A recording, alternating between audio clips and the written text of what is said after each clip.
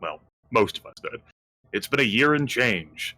We're currently in the deepest part of winter, which for us here in the Giants Run Mountains is a nice balmy temperature. There's been a little bit of snow and some storming and some raining, but by and large, it's pretty lush and temperate here. It's great weather, very, very comfy. As it turns out, the world did not pause during our horrid state. Some of the things that happened during our absence, we then took care of, because last session was also Monster Hunter session, Monster Hunter edition. A manticore moved into the valley to feed on the rich life that had sprung up. I remember all those like herd animals that were around that stopped being around because the giants and ogres ruined everything forever. Well, goats moved in. Hordes and hordes of goats. And Manticore obviously saw that as a rich food source. We didn't feel like losing control of the skies to a Manticore, and maybe a Manticore's family, so we went and killed the Manticore. We didn't eat the Manticore, though, because we brought it to the next Monster Hunter party, which was a trio of centaurs. So, you may recall, Valky, and viewers as well, that there is the last time we were awake, there was a whole kerfluffle out in like the plains to the southeast of us as centaurs versus centaurs fought each other for some dumb fairy bullshit. And there's a group of centaurs that is rising up to be the rulers, the victors, prominent, and the dark fairies. And as it turns out, Tilraxos is a member, the Low Earl of Winter's Court, and there was a diplomatic interaction between Tilraxos and this individual, which ended up with us being invited to a winter hunting party to celebrate winter and pain and bloodshed and all those other wonderful things. So we went and we brought the body of the manticore we killed along with us. We threw ourselves into a skill challenge, which we ultimately prevailed, pressed these centaurs, and then we really impressed the centaurs by hunting some sort of stupid rhino, mastodon, whatever dumb thing that was very painful, and instead of fighting it intelligently, like as dragons would by flying through the air and breathing breath weapons down on it, we stood on the ground, went toe-to-toe with the horn and the trampling and everything, and we prevailed. Some fared better than others. We prevailed. That was our Monster Hunter edition. Tilraxos has the horn. Yeah, it was great. There was also some other terrible things that didn't involve Monster Hunter editions, like dwarves being harassed by goblins who are no longer natural, but some sort of horrific Cthulhu amalgamation of like crustacean shells or ossification of their skin. It's probably not a big deal. They're just dwarves. Who cares, right? They're trying to find their hole or trying to get to like Thunderhome or whatever, and the goblins have become incredibly aggressive and they're harassing them. The dwarves also think they may have found a way to like a hole to like go further towards Thunderhome that's apparently through like some spiders and through some darrow and through some water. That's all in the Underdark. Who cares about that, right? That's where we left off. We super impressed a trio of centaurs. We're heading back to our valley. Some to sleep, some to plot. Oh, and Valignif wants to burn down the village of Elm. That's about it. Alright. Time for Vanica to fill plot holes.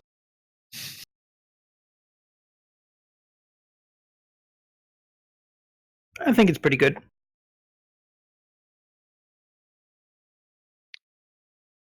The next thing we have to do, though, is our goals. We currently have 2 open goal slots. We have, and really it's like the last thing that was in this chat, so it's pretty easy to scroll up and look at it. But we have to gain a rank in the Winter Court, burn down Elm, survey the Giants Run Mountains, kill the goblins, secure the ancient dwarven hold, and lay eyes on Redenseer, this village or some quite a distance away, actually. Okay. Both goal slots are effectively yours, Valkyrie. Yeah, I'll take one. Vertex had a year to sleep on this. One of them is going to be subjugate the troglodytes. That is one of his goals. skipping right over talking to them, Yeah. subjugating them. Screw Nice. contact. Let's speed things up. Time's a Yeah. waste. Yeah, it's going to be a hard goal. Yeah, fine. So, Other goal slot, leave it empty for now. I Okay. don't have anything in immediate mind, but I'm sure I'll have one after the session for next time. That's fair. And that's it. All right. Yeah, I mean the dragons after their stay, their party, so to speak, their hunting party, and then feast with Diane will be able to return freely. I mean they're too big for anything to really bother. Harassing dragons flying high up in the sky. It's not really. No one thinks that's an attractive idea. Sky Troll comes out to try and demand a toll from us. Somehow, Clear really the sky, far up, drop sky there. troll pirate fleet comes from the skies. Oh. There are like a handful of flying ships in the Forgotten Realms, but they're not here. That's good. Might be a cloud giant city. They fly around as well. Oh The yeah, one more Nephilim thing. has returned. Big flying castles is a thing they do. Valky, so you may recall at the end before we went to sleep, when we took the dam, we left like an overseer sort of ogre who was like an intelligent ogre who didn't want to fight us to like watch over things while he's dead. And he died very spectacularly, we heard, because a fire giant came all the way to the dam, had a conversation, brutally eviscerated the overseer, and spiked his head. It was still there when we woke up. And he fucked off. Back to the south somewhere. Yeah. Something I suspect to do with the giant prophecy that When Lolog the Butcher had a conversation about, like, religion, like, and significance of holding the dam. Yeah. And Right. one Turned of the out Fire eyes- Giant. Yeah, fire giant showed up and Kind of mess it up, right? yeah, so the dam is now effectively unmanned. Well, great. Well, looking at our goals, laying eyes on Red and Seer, is that a personal or is that just something that we all? That's something decided? Vertilith wants to do. Okay.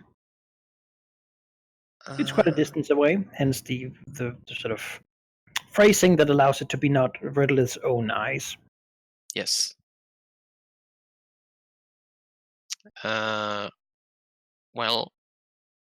Veristrix in his capability as a sort of scout in the ways of how he likes to explore, while he might not share the same motivations, it is something that he would certainly throw his hand into to help, because mapping out this valley is something that he would like to do.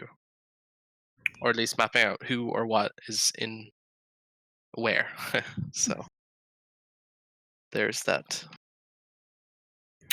Yeah, but perhaps we should just start with Varistrix. I mean, he's probably been awake for a bit now. Hasn't gone to contact the others. Has he been doing anything like by himself? Good question. I guess. I suppose he's been trying to check the status of the immediate vicinity, and after that, he has been content to just kind of. He's been thinking a lot on what to do now, because obviously quite some time has passed and things have changed, and he needs some time to formulate more options and plans for himself. So that's what he's been doing. Mm-hmm. He's not content to leave until he's perfectly aware of what he's going to do and also what dangers might be around him. Which is now, I guess. Mm-hmm. Sure. I mean, his immediate vicinity hasn't changed a lot. It's been pretty quiet over there. It's not really. His home is very inconspicuous. It's not really easy to notice it from above or below, and so very little sort of bothered him. His old madman is getting older, though. Been a year. Yeah. Might have a few more in him, but it's taking its toll. He is very old. His lifestyle has certainly not done him any favors either. Right. That's understandable. Mm-hmm. Creatures can be weak like this when they get old. So sad. They're so young. Well, he's way older than Herstix, certainly. Yeah. Yeah. Beyond that, though, you can stretch your wings, look out, enjoy the new size, perhaps. Yes. Maybe that's the thing. Maybe the door wasn't quite big enough at first. No, he had to, but being one of the more flexible of the group, I feel like he got the hang of it a bit more.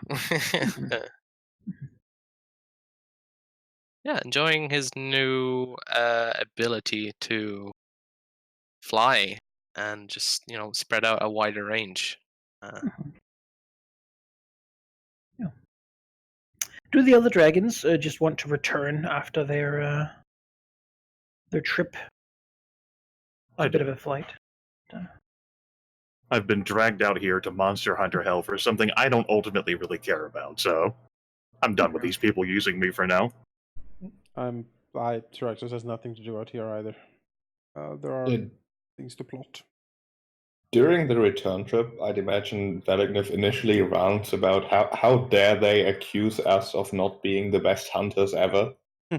And despite it, having been interesting, it's still an insult really that they need to make up for eventually. Before transitioning into talking about Vedler's favorite place, the Underdark. Because he will at least, sort of talk to himself, monologuing a bit, saying how annoying it would be if that really were to escalate, if it wasn't stopped anytime soon. I mean, a few months and things might be terrible and spill out into Vedler's pipe even. And also the dwarves are making progress in that route, which may or may not lead to a lot of wealth being generated through trade. That might be a thing, right? But let's not worry about those things. Surely they'll, irrelevant in the grand scheme. Vertiliv takes Velignus' advice and doesn't worry about those things. Tyraxus has an eye on Velignith. He rolled his eyes, muttering about the subtlety of the scheming. Oh, it's not subtle. No, not in the slightest. Tyraxus will basically during the flight crane his neck over and says, "I agree that the goblins need to be dealt with." Just to stop the the onslaught of sideward glances and other things, and he will continue to say, "I as well have business in the Underdark down there. There is a coven of witches I would like to find. I am sure if we stamp out the goblins and secure some of our roundings of the dwarves, that will also benefit us in the future. Trade is important." Smile, slightly thinking of the gold. Sounds like something you'd both want Veristrix for, who isn't me, so let's go ahead and stop on in the Grove, because we haven't heard from him. Maybe adventurers did something to him. I'd expect we would have felt if anything happened to him. Draxus frowns. Maybe they carry him off. They don't have to kill him in order for him to have a problem. Alright, fine. Let's go visit our dear brother. So, the young owlbear, cut to, him, poking his head, out of the cave. Ogre! Off in the distance, a trio of dragons is flying towards the grove. Yes. Sees dragons back off. Yes. Eat a goat. Very sexual will investigate the disturbed owlbear, and of course be present then when they arrive. Assuming they just fly right in, or are they going to wait outside? Is the question. We're not gonna knock. Velignif is not gonna knock. How do we knock on a cave? Does your cave have a door? If so, it won't in a moment. No, I had a door. It was broken. Is By there someone? Is there a bell outside? No, just fly in. It's fine. Ding-a-ling-a-ling. No, he will be there to meet them. You might see a semblance of a smile, but it's more of a sneer, I guess, in Veristrix's general demeanor as he says, "Ah, well, it seems that my feelings were correct. You have not succumbed to any invasions. I assume that you all had as well as I did."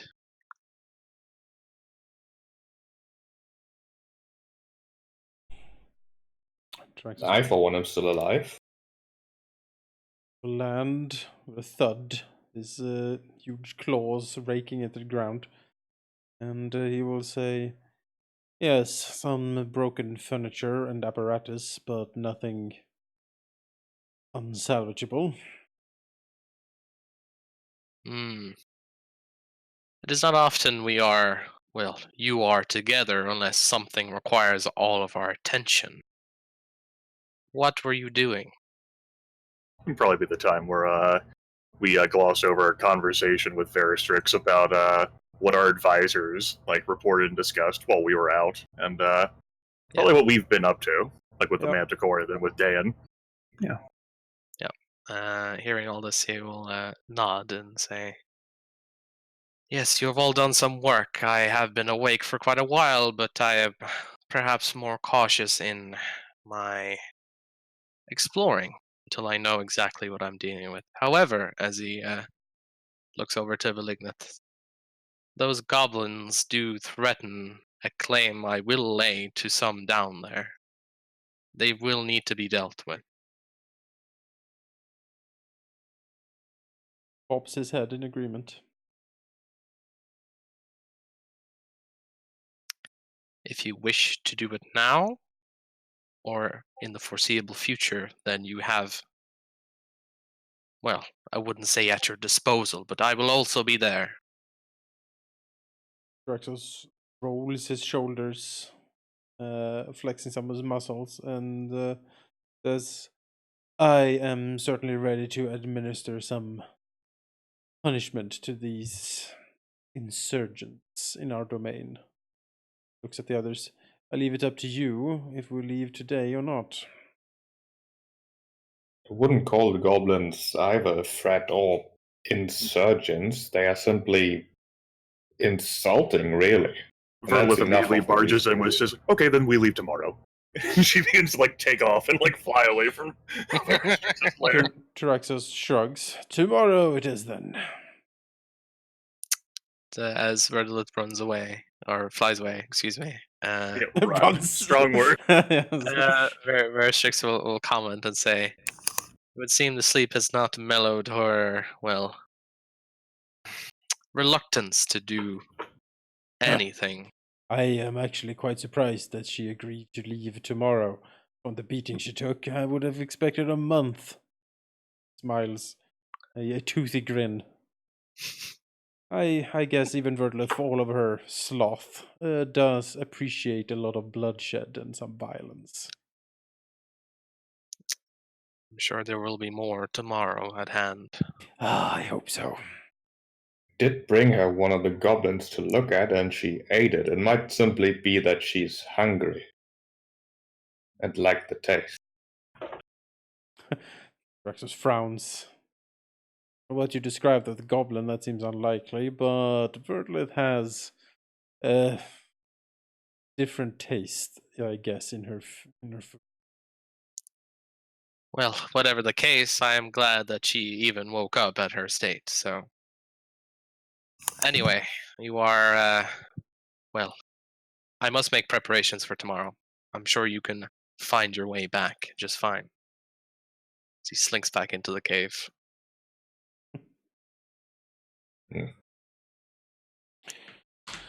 Draxus grunts. Looks around at the maybe slightly disheveled orchard. Grunts again. Looks over to Valagnith.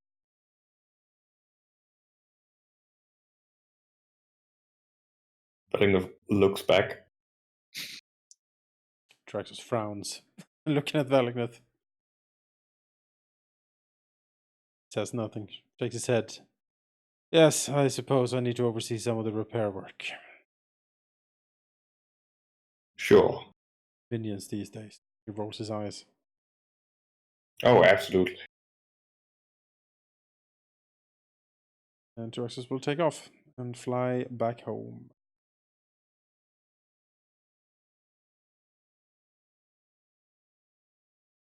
Yeah.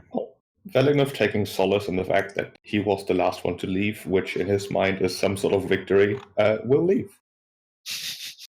Veristrix yells out, "I'm still here." Technically, I am ever present in my lair, so you know. Nope, this is a battle that Valignov won. That's fine.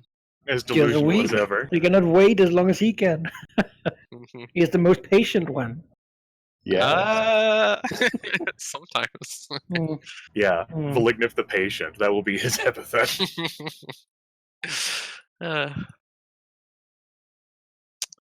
Yeah, let's get her down there and see what's going on.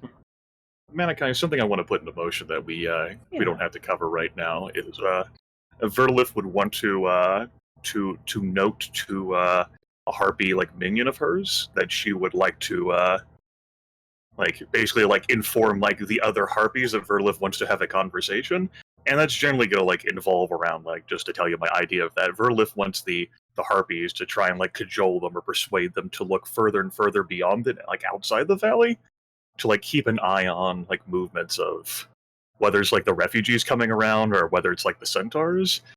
You know, they're far more quick than the dragons are at flying, and you know, that's like trying to build up the idea of like maybe eventually I can have them go out even further for me.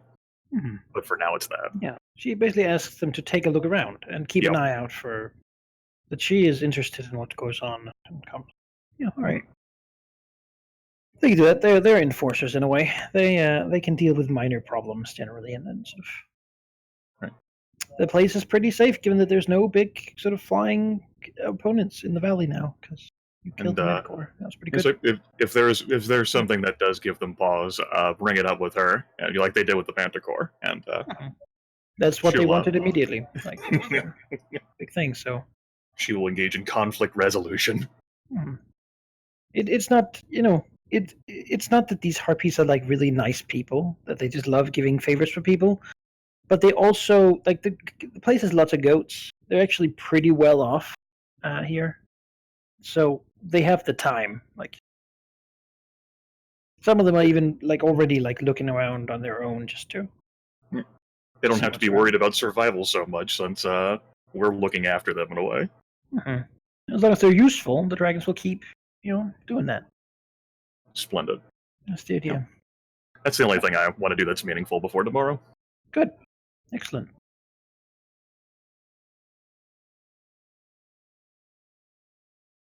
I think the Harpies, I mean, they've been looking around a little bit, just around, you know, perhaps a little more than you have up here, since you've been rather busy with stuff in the valley. They've taken a look at sort of around it, up on the cliffs and such, looking for nesting sites. And the one she speaks to will say that they have seen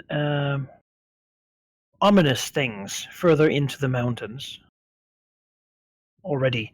In fact, there is a lake not very far up from the carved caverns that lead down into the like old giant way to get down to the Underdark. The lake has the Harpies don't want to go close to them. Really, they're kind of superstitious, you could say, which isn't that surprising when you consider this is a world where that is absolutely true. Absolutely, those harpies have been through a whole lot with their spells. Yeah, they don't want to mess with any of that stuff. But they say actually this lake up here, they have flown over it and not landed, because it seemed like along the shore there were bundles of wrapped cloth, like sort of from edge to edge, really, and what seemed to be cairns, like stacked stones, basically. And they didn't want to. They decided not to investigate. But since Verlith is asking, they will say that that's something. Would she like them? I mean, they could fly over. They can fly pretty high up, and they're not generally scared of things on the ground. So yeah, they'll take a few more looks around, but they don't want to touch anything or go down there. Great. Yeah, take a closer look at that. After all, there's no ogres or hill giants that can throw harpoons at them. So That's the idea, yeah. I want to stay outside of range of anything on the ground. You never know. It's called the Giants Run Mountains, and they've had run-ins with giants who Sure. could throw rocks very far. 40 squares is certainly. Or like, how big were like those bundles of wrapped clothes? Would that be something? Would be like large size that like a normal sized creature would have trouble carrying? They didn't look large. They looked actually fairly small. Okay. Like a human could carry them, one of them, like without too much trouble. Right. Have a look then. It's probably nothing, but with like the stacked, like with the cairns being there, it could be something of significance to some weakling, and that could be enough. That they will continue looking around. The next day dawns. The dragons, I assume, don't get up early, and given that they sort of have to gather as well, it probably takes like the good part of the morning, and then sort of What is a day to a dragon? Really? yeah, exactly. Yeah. It's like, Oh, there's no one timing us. There's no one. Mm-hmm. Who would hurry on a you don't dragon? even live where the sun is. So, No. Hi, the first goat split in the orchard. Like, so a month later. Although, to be fair, Veliknev is pretty sick of sleeping at this point. true. Mhm. If nothing else, you could rely on Veliknev to come all the way out of the Underdark to go stand in front of Vertil's ancient pipe and yell in, "Hey, are you up yet?" It's tomorrow. You said you would want to do something. It's just. You can eat more goblins. Get up! I just like love the visual of like Veliknev like approaching the pipe and the harpies just like looking at each other like, You know, harpies. Hold on. You know, harpies. What are you gonna do? Sing? Yeah, deal fire damage. Yeah. Go ahead. Stop me. Do your worst. Blue fire, still fire. Shit. And like Verlet in her chamber can like after a while hear the echo of Valga's voice like coming in, and she's like, "Oh, She's like being fed like grapes or whatever by like her fucking Sereno, and It's all right. You can sleep. I'll just be out here working with my anvil to yes, I brought the anvil. be productive while I wait. Clang clong, clang clong." That fucking anvil. I'm gonna help you clean up some of the shrubbery so you have more This would clear entrance. would make beautiful fuel for my forge. No. All right. It's actually very wet. Here, The four of us some- gather and end up on that fucking elevator to go down, like into the Yeah. Thunderdark. Hopping into the hole. There's like dwarven rope work and such. Yeah. They can hoist things. Quite the illustrious visit the dwarves are getting. All 4 dragons are coming down. Yeah, it's been a while. This better be worth my time. The last time I was down here, you were called a fire crab, and the goblins wanted us to help them kill some bigger crab, as if they thought they could ask things of us. Now, because we didn't kill that giant crab for them, they're hunting other little creatures that it's hard to care about. If the dwarves aren't capable of protecting themselves against goblins, what good are they? I think the issue mostly is that there's only very few dwarves and very many goblins.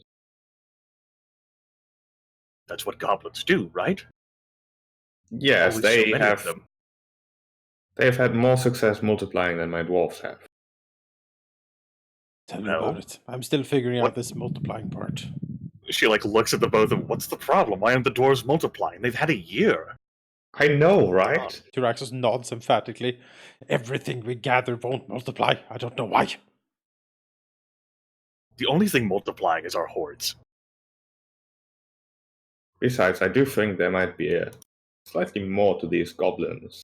They look strange. I mean, you ate the corpse. You would know that it was weird. I told you that it was not a natural thing. Exactly. And if some unnatural thing that might or might not take over more than just goblins grows, well, below the valley, that would be bad for all of us. Well, maybe if it got into the dwarves, then the dwarves would be more powerful like the goblins are, and then you could harness their power. Or their brains would turn to goop, but they'd be useless again. Aren't they kind of useless now? They have their uses. At least they can form sentences and swing their pickaxes, and occasionally they bring back useful stuff. This I don't gets need back them. to the kobold thing. Right, I understand. And I don't need them to be strong or powerful. I am strong and powerful. I need things I don't want to do or can't do. Which, the latter, I have to admit, is very few things that I cannot do, but there's enough that I would rather not have to do. It is all a matter of control. The valley is ours. We must exude dominance. These creatures have refused our rule that we have so graciously offered them, and so they must be punished and show the folly of their ways. They're goblins. They'll never learn. Which is why we destroy them. Maybe something else watches on and learns a valuable lesson from this display. All right. But if the goblins go running and scattering into the Underdark, I am not hunting them. Oh, fine. As long as we evacuate the immediate vicinity, etc., etc. Braxus waves a claw. Any stragglers I will deal with over time. Great. Love to hear it. Good to see you again. Yes, indeed. Our verbal battles are always very, very exciting. Battles? Yes. It's a thing called sarcasm, I think it is. I, for one, prefer actual battles. Right, Tyraxus? Braxus nods. Yes. Ripping and tearing of claws, breaking of bone, crushing of cartilage. That's what a people person would do. Vials. There are many ways to get your will through to creatures. I don't think killing them really is very conducive to that, however. Not the one I kill, but the one who looks on, yes. Well, Sure. how about we dispense with this talking and actually you can show us how you do such a thing. We're still on the elevator, Veristrix. Tyraxus swerves his head around to Veristrix. Am I to take it that I have not shown such prowess in the past? Oh, no, don't take such offense. All I was merely saying is perhaps showing rather than telling is better. Besides, last time you and I tried something, it was clearly a draw, so I don't know what anyone is to take from that. Tyraxus seemingly shifting his weight a little bit on this elevator, seeming what would happen maybe if he would try something, deciding that it probably won't stand and it will probably ruin the whole thing. Mutters something under his breath and looks straight ahead. Ding! Elevator doors open. Yeah, the dwarven valet who's running the elevator is like, "Oh God, please get off my elevator." I mean, if you want, please. It's a 4-person elevator that does not include dragons. There's like a weight limit we've clearly exceeded. Birdlet herself exceeds it. It's not an elevator, it's just a falling platform. At this point, that rope has snapped 2 hours ago. We're just falling like, it's a long elevator. Well, just before it hits the ground, we just take flight. yeah. Swoosh out into the Underdark. They've used strands of star metal actually to like rig this thing up. They made the wire from adamantium. Right.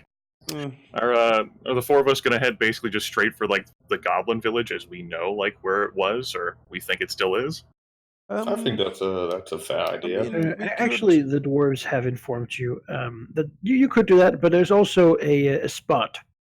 The goblins seem to be smart enough to ambush the dwarves, but they don't seem smart enough to change the spot. It is the most convenient route. The goblins that are there have probably waited for a while at this point. It's how the dwarves have sort of dealt with them so far. They've sort of gone a different route, Right, maybe right. longer. But eventually, the goblins probably catch on after a couple more months. We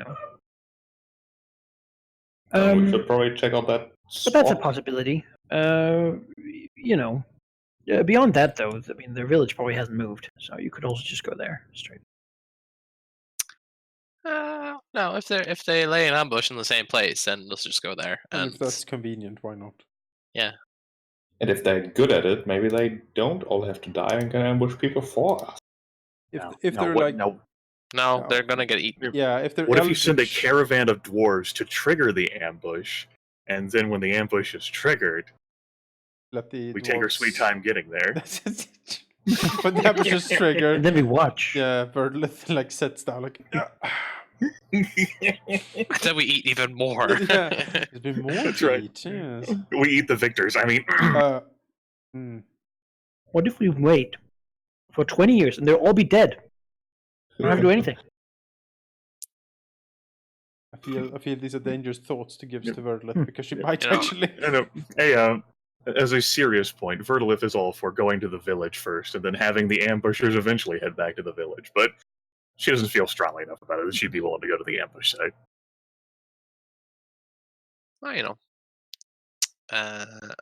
in either case, if we go for the ambush and one of them gets away to the village, and it's like, oh god, we're being horrendously murdered by dragons, perhaps they'll do their job for us. No.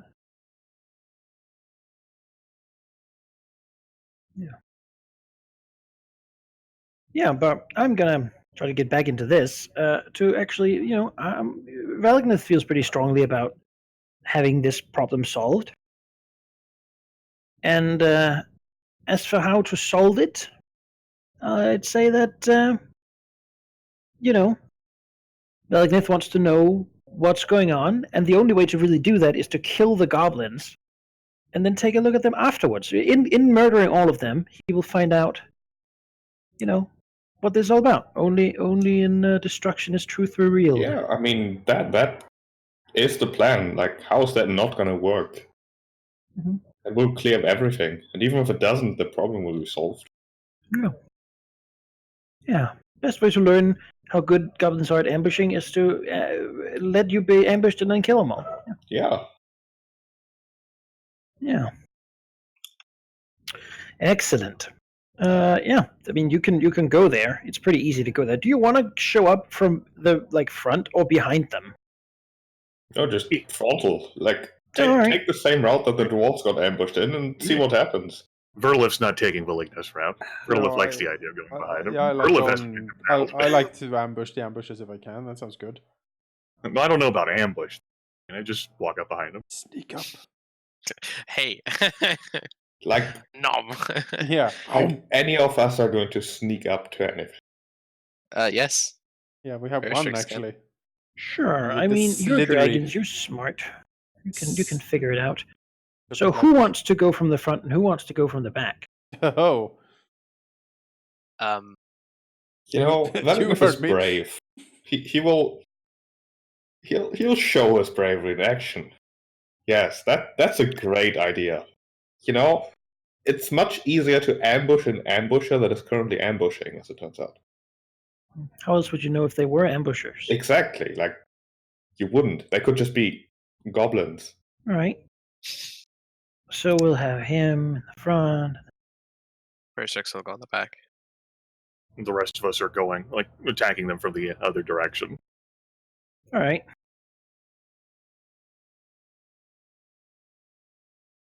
More likely to attack one target than four. So they see them. yes, one dragon instead of four. Gosh. I mean, he's the fire crab. Who knows how they'll react? yeah, sure, certainly is the fire crab. Yeah. Yeah, I mean, Belgness has slightly less distance to cover, so we'll describe them to him first. He gets there and sort of gets a little bit of space to look at them. They are indeed in an ambush. They seem, impatiently waiting here. Some of them like just fooling about and whatnot. Some that stand out to him as goblins he hasn't seen before are indeed. Well, he saw a corpse of them. They're slightly taller, sort of bulkier, covered in these growths of some sort. And indeed, from under and between these like large, almost scaly plates they have, you can see like a gooey slime that seems to cover them. Beyond that, though, the goblins do seem to have changed their attire a bit. There's no more fire here at all, and many of them actually have painted on them what seems to be claws or plates of carapace. It might look like they have changed their origin story and their pantheon in the. If you can't beat the crab, join it, I guess. That it seems that might be how that all worked. Yeah, I don't think you guys are really particularly quiet about this. Like you're not gonna sneak up on goblins. I don't think. Are you? Well, it's not by me. Nah, it's fine. Let's just go in. I mean, Verdlith, you can look at your two companions. You talked about sending a dwarven caravan through here and letting them handle it. You have something better, right? You know, in fact, that Valagnith is going to come through here. And It's true. These are goblins. And you don't have to waste the effort. He doesn't know how long it'll take you to get this route around. You can probably hang back and just, at least for a little bit, if he has problems, I'm compelling Verdlith to try to hang back and just sort of see how Valagnith does, and maybe he won't even have to do it. I accept the compulsion. It wouldn't be the first time that she's decided to let Valagnith take the brunt of something before she cared enough to interfere. It worked out beautifully with that wizard tower and the whole crazy shit that was happening down there. Why not this time? Yeah. I accept that compulsion. Verdlith will get stuck and wedged into cavern structures. Oh no, the marsh is too soft. I cannot move. There is no purchase here. The were-crocodiles might come back. So we'll give her a bit of like extra. Rex is like, not this again. You weren't there with the were-crocodiles. You don't understand. The horror I saw. They were crocodiles, but also men. They tried to snatch people and dragons and drag them into the water. Oh no, like a crocodile would. But they were also people. Yeah. That is Croco people. The croc men. Hold on, I think I spotted one of them over here. Let me make sure it doesn't spoil Valagnith's assault. It's me, Croc Man. Croc. Oh no, my legendary nemesis, the Croc Man. I never thought I would see you down here. How about you? Baha! On guard. No, Telraxos and Veristrix are like, what the fuck? Verdlith will be stuck in this tunnel over here. Stuck. Oh no, oh man. How could this happen to me? I'll have to widen out the... No, don't worry about me, Telraxos. You are very powerful. But you know Valagnith will get himself killed if we leave him alone. You must go. I mean, Telraxos is like, yeah, he will. He will absolutely get himself killed. Like, it's just put his claws over his face like, ugh. Veristrix probably get a side glance like, you fucking bitch. Oh, he knows. He's like, oh, again? Like, this always happens. Telraxos will look back at Veristrix, be like, you believe this shit? he just shakes his head and keeps going. Like, we don't have time for It was too good to be true, right? That she was going to come down here the next day. Yeah. There's always something. Red claw. Wow, look at that thing. Yeah. As Valagnith comes up, basically, one of the goblins will just jump up. I mean, does he just charge? Yeah, is that? He'll like kind of pretend that he's just walking around like the dwarves usually are, but he's really bad at it. So the result will probably just be him abandoning his deception and just charging in the end. Yeah. I like this. Like, red dragon just taking a stroll through the Yeah, Underdark. yeah. Lovely weather we're having. Worked. Like the red dragon joined like the doors of like a caravan before, and like they didn't attack. So like Phylacteries like, well, obviously they won't attack me at all.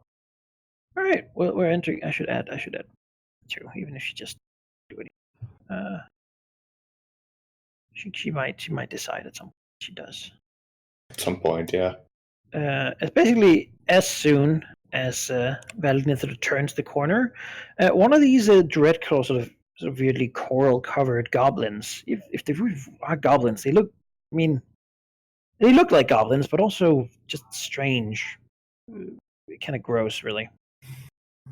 Looks over almost mechanically. Lets out sort of a low, like a hissing sound almost, and moves towards him. You see that their hands, wherever they normally had hands, they have sort of grotesque fingers that are grown out and grown together, making sort of mitten-like claws, from which this like sap or juice that seems to be in them is sort of coating their mutated hand things. It just goes for you with no words or anything.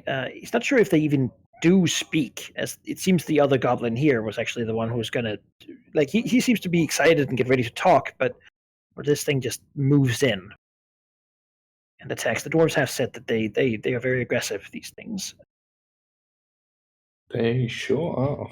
Moving in and reaching out its claw to try to grasp and like infect, perhaps. 20 is not even close enough. Filth fever. Oh no. Striking at the scales with the sort of impromptu claws and doing nothing. It's their were-goblin poison. You notice many of their like weird scales on their bodies are sort of sharpened into like a horn-like protrusions. Oh my god, were-goblins. They're actually humans, but they turn into a fucking goblin thing.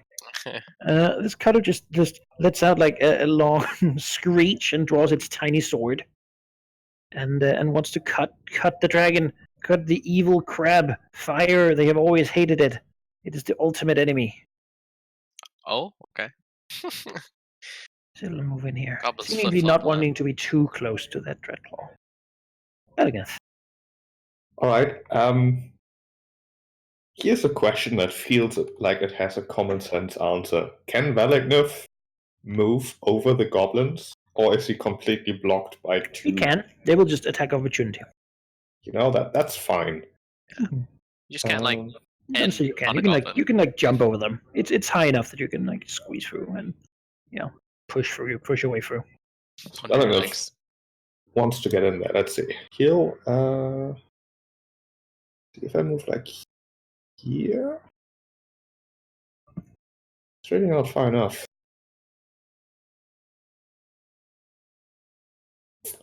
All right. You could first always of all- run. Now that seems like a bad idea right now. First of all, he will summon the power of his iron skin belt, which will give him resist 5 to all weapon damage. All right. And then he'll move in here. That'll be a short sword attack and a claw attack. That's a miss, and that is a miss. The goblin is Then- trying to get through the scales but failing.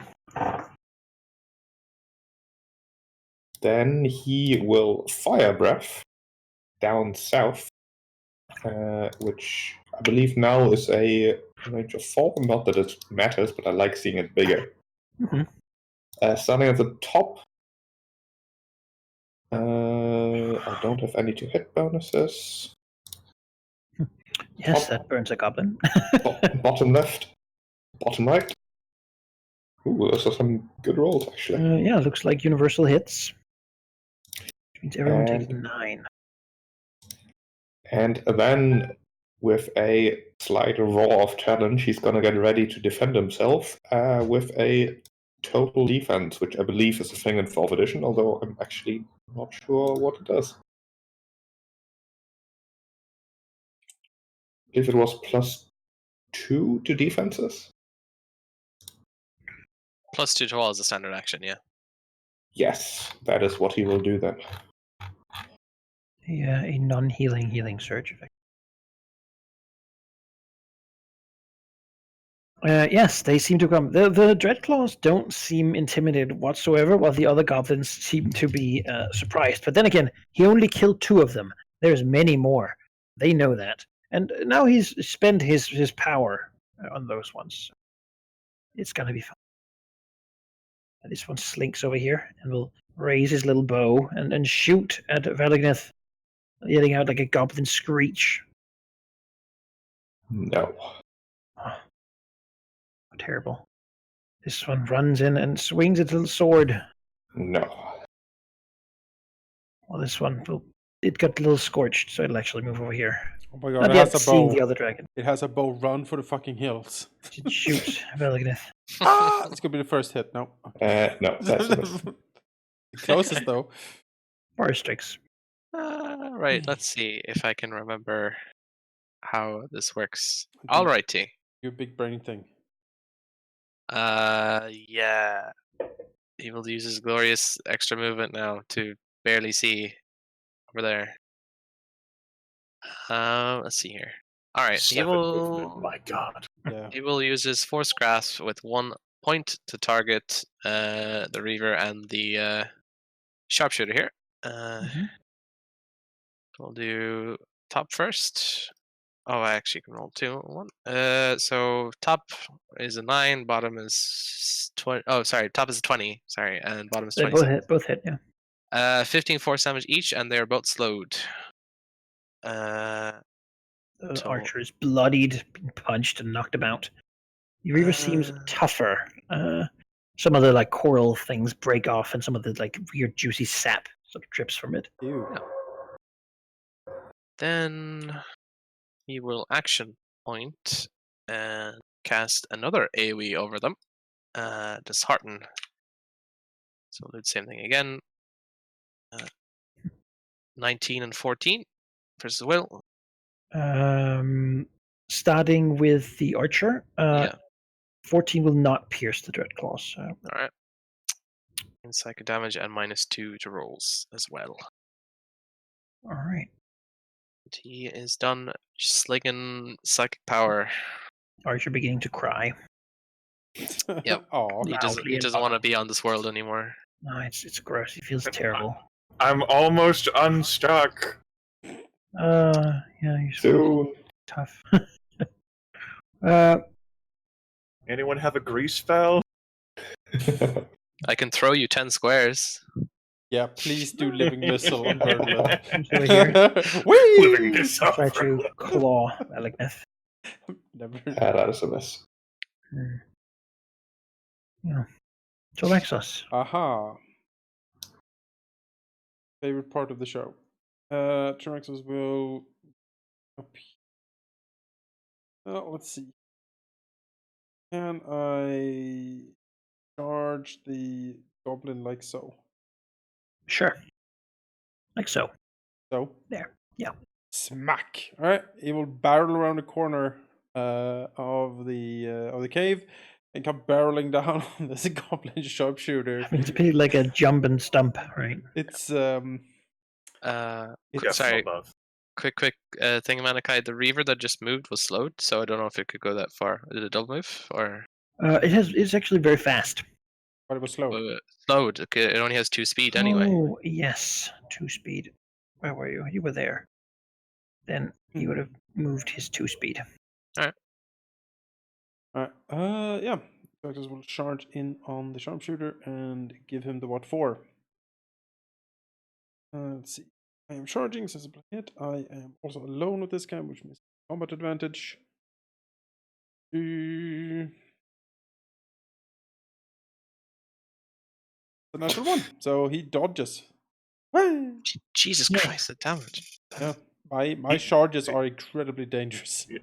Tyrannosaurus was used to fighting very large creatures not too long ago, and so just like this super tiny. He crushes the rock that was there. It looked like a goblin from the side. It was like a little Yeah. shadowy rock, and it is gone. The goblin, though, as it's missed by an attack, can shift 1 square to go over here. Oh, nice. Oh really? Well, I want this goblin to survive and become No. a hero. no. No, goblin no will- goblins are heroes. There's no goblin heroes. Okay, well, unfortunate circumstance, but there we are. Snifflin Dragon Dodger will be his name. I'm done. Bane of Tyraxos. The Excuse lumbering. me? Hey, Bane of the goblins Tyraxos, huh? saying these things. No. It's the goblins, Tyraxos. It's not me. This Draculaw. Well, not there. Yeah. They seem to want to get a good flanking position. At least they're trying. Beyond that, though, they seem just to move with sort of a bloodlust, if you will, being their main motivation. Sort of stop so we're quickly sensing the dragon and clawing. 26 is a miss. Scratching the scales. As this Snifflin here will aim his little bow and shoot at Tyraxos. Ooh. And then he will try to run away a bit. Ooh. Oh, He's still slowed. that is true. So he will try to run away a tiny bit. How long is he slowed for? End of my next turn.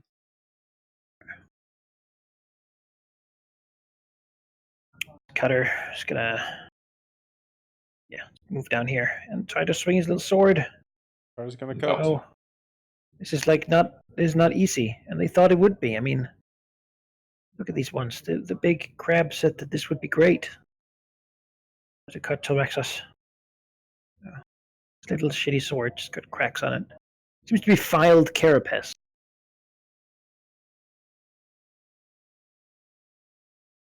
This one will provoke as it moves over here. Okay. Smack him. 22. That hits. 15. And an S.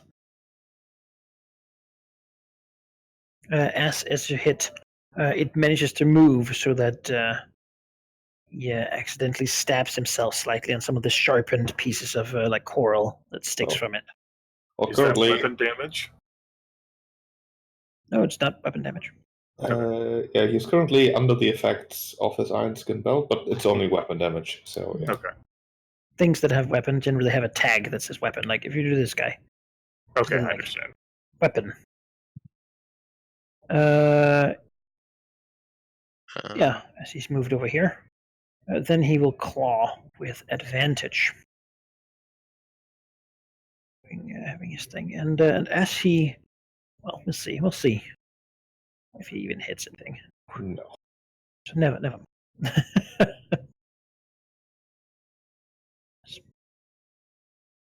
This one will move into technical advantage. Yes.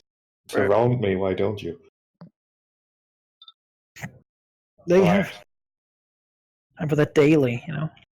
Yes. Valinov basically running into them.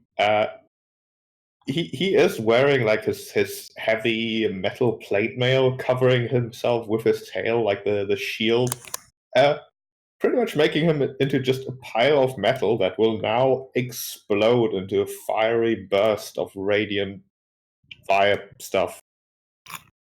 Which will be a burst free, and that's actually a good question, Manaki. Now that we take up like a 2x2, how do bursts work? The easiest is just, as they always have, from you in 3 in every direction. Okay. Does make them slightly better, but being big is generally not a good thing, so. Yeah, it's terrible. And in this case, it won't matter because... Actually, it will matter because I leave behind a zone. Is there a convenient way to draw that? Leave behind, just make like a big box. Yeah, but I need to make a box from each... So if you yeah. use a burst template, you could just use it like over each of your squares. Your overlapping Yeah, box. No? like so, basically.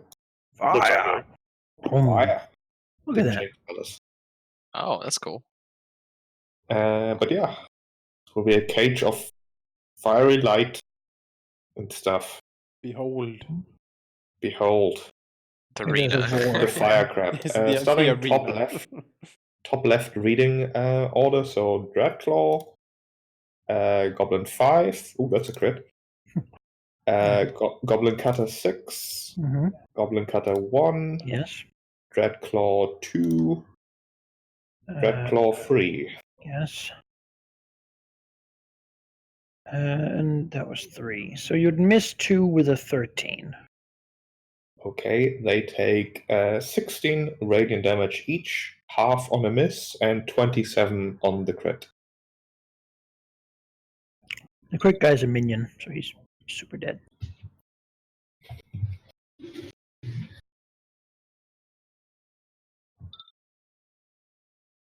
As fire explodes the tiny goblins, reducing a lot of them to nothing but just a, sort of an ash that. Well, I guess it's blown into Rax's face mostly. Oh, great. Thanks. Not intentional, I promise. One more Yeah. injustice. And then it's time for. Is it time for the action? Yeah, it's time for the action. Oh, that's radiant damage, isn't it? It's radiant damage, yeah. Well, these guys here take extra damage whenever they take radiant. So Right. Oh, we will deal them extra. nice. Do you have more radiant damage? No, that's all I have. Yeah, Although, as some of that juice that's in them seems to like hiss and boil. To the shining light flame. that is very good to know because my other daily makes all the damage I do into fire and radiant.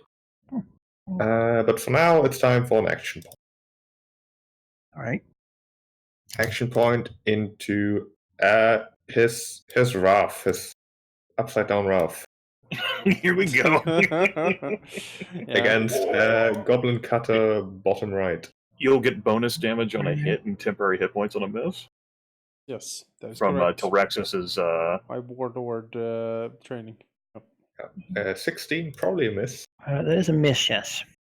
All right. Smashes some part of it that seemed important, but actually turns out to just be like weird growth.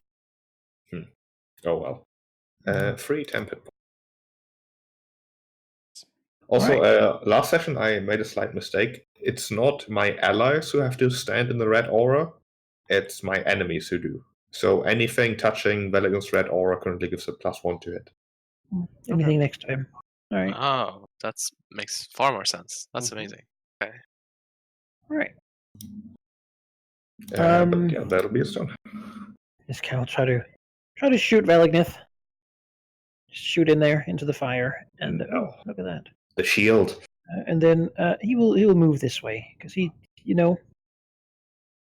the big guys clearly got it. Like look at all these Dreadclaws, they got it. They got this. He doesn't need to be there. That seems like a bad place to be. The one over here feels the same way. That seems scary after all. Firecraft! I love fire, always have, yes. He'll try to shoot the purple one. He likes purple. He's never seen it. Like this is the first time. 26. 5. 6 probably hits. Fire strikes. Me? Yeah. Yeah. Yes. Oh, he hits. He's very excited by that. And then he'll stand over here. Now he can't see the scary one, so that's now he can shoot this one. This seems way better. Yeah. Also, Goblin Chapter 1 targeted Valignith, right? Yes. That means he grants combat advantage. Do you count as an ally for that? Like, since it does specify like an ally, I don't know whether like you count as like your own ally. I don't. That's a fair point. Yeah, okay, never mind. It's allies. Right. Or restricts. He will ignore that sharpshooter over there. Doesn't really care. The sharpshooter agrees. It's great. Yeah, it's fine. Let's see here. So I need to be. Alright. These two Dreadclaws need to be stopped. Literally. He will use another Force Grasp, but he will power it up so he can attack 2 targets in range. So he'll hit 2 and 3, the bloodied ones. So this is for 2. That's a natural 1. This is for 3, which I have a +1, right, Sheep? Because you're aura, or? Yes. Okay. That's a +1. Although, don't the targets have to be adjacent to each other? If I power it up, I can choose 2 within range. Okay. All these psionics. Yeah, 26. Yes, yes, that definitely. Right. 15 force and immobilized on 3. And immobilized. It seems like it's breaking apart. Like lots of its coral bits are sort of hanging off of it with this sap-like thick juice sizzling and sort of smoking from it. But it seems mostly unconcerned, as if the pain does not bother it. Okay.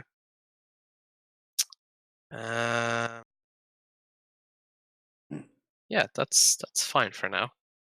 Precious will sit tight. Verla, from her wonderful position, saw like this huge like gout of like fire and like goblins like screaming and running, or some are more silent than others. What he hasn't heard is any what she hasn't heard is any sign or idea at all that Valignif is having trouble. Therefore, wait it out. If anything, it sounds like he's having fun. Yeah, why deny him this opportunity to burn all this damn energy he's got in his system? Yeah. She's almost there. Just need to wiggle a bit more. Yep, just a little harder. This one. So here. Moving out of the zone takes an extra 2 spaces if that matters. Let's see here. He has enough. Okay. Move over here. Attack to Blackguard with advantage. So this will be at a +2. No. Almost, but not quite. Well. So Blackguard. How big were our breaths these days? 4. One bigger than before. Oh, damn it. Oh, damn, that's big. Just outside. Annoying. Well. Tyraxes will breathe some lightning damage on the goblin cutter behind him. Unfortunately, the sharpshooter is sniffling over there. Is out of reach. Oh, is it a cube or was it a cone? Well, I mean, you're blasting from like Your square, any of so- your squares, so that's 4. All right, then he will get a little dose of this as well. We'll start with sniffling, and we will go from there. Not sniffling. The hero that the elm needs. 18 reflex on sniffling. Yeah, that hits. If he dies. Oh well. Yeah. And 22 on Tears the conduct lightning. he thought thought it was getting away, but no. Yes, they're just fried there. Tyraxes will then look, turn around his jagged claws towards the goblin next to him and try to swing.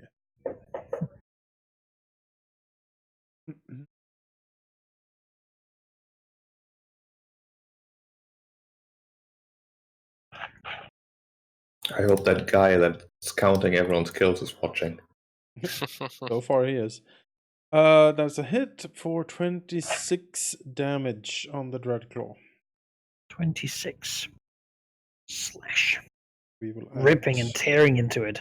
Dread Smite on top of that for another 8. Necrotic Cold. Crushing and breaking it. Though it does seem that it actually is resisting most of that. The cold and the winter and sort of the rot. Digging into it seems to do little to it. Oh, but, he has both the resistances? Oh. But You just need enough one. to dig through it. You need both to resist the damage. Oh, okay. You need to have cold necrotic resist.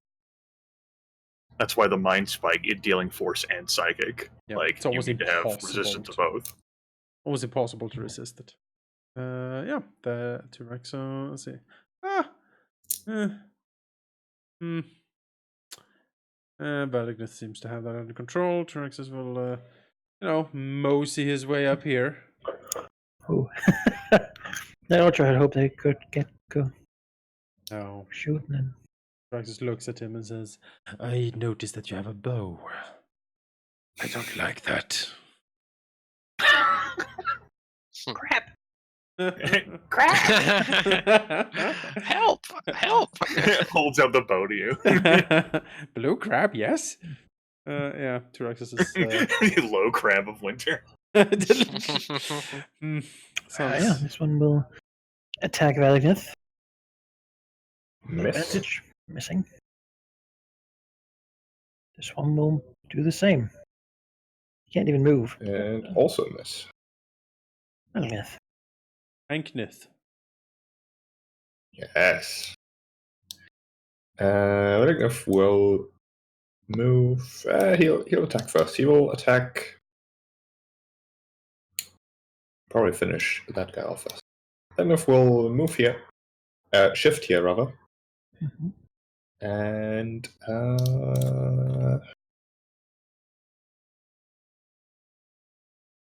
let's see. We'll just attack him with one of his normal attacks, which in this case will be the Word of Diminishment. The goblin will be diminished. 23. Mm-hmm. Yes. It's thoroughly diminished, as I understand. It's good. Perfect. Yes, it is. Also interesting that word of diminishment is a weapon attack. Yeah. So Yeah. his word's backed up by a big claw smashing out someone. You know, That's how Diminishment Velgnith wins the debate. Yeah. Is this diminishment or decimation? Velgnith is like Gandhi. His words are backed with nuclear weapons. All right, so Civ Gandhi. All right, check. Yes. But that's his turn. All right. This one will like.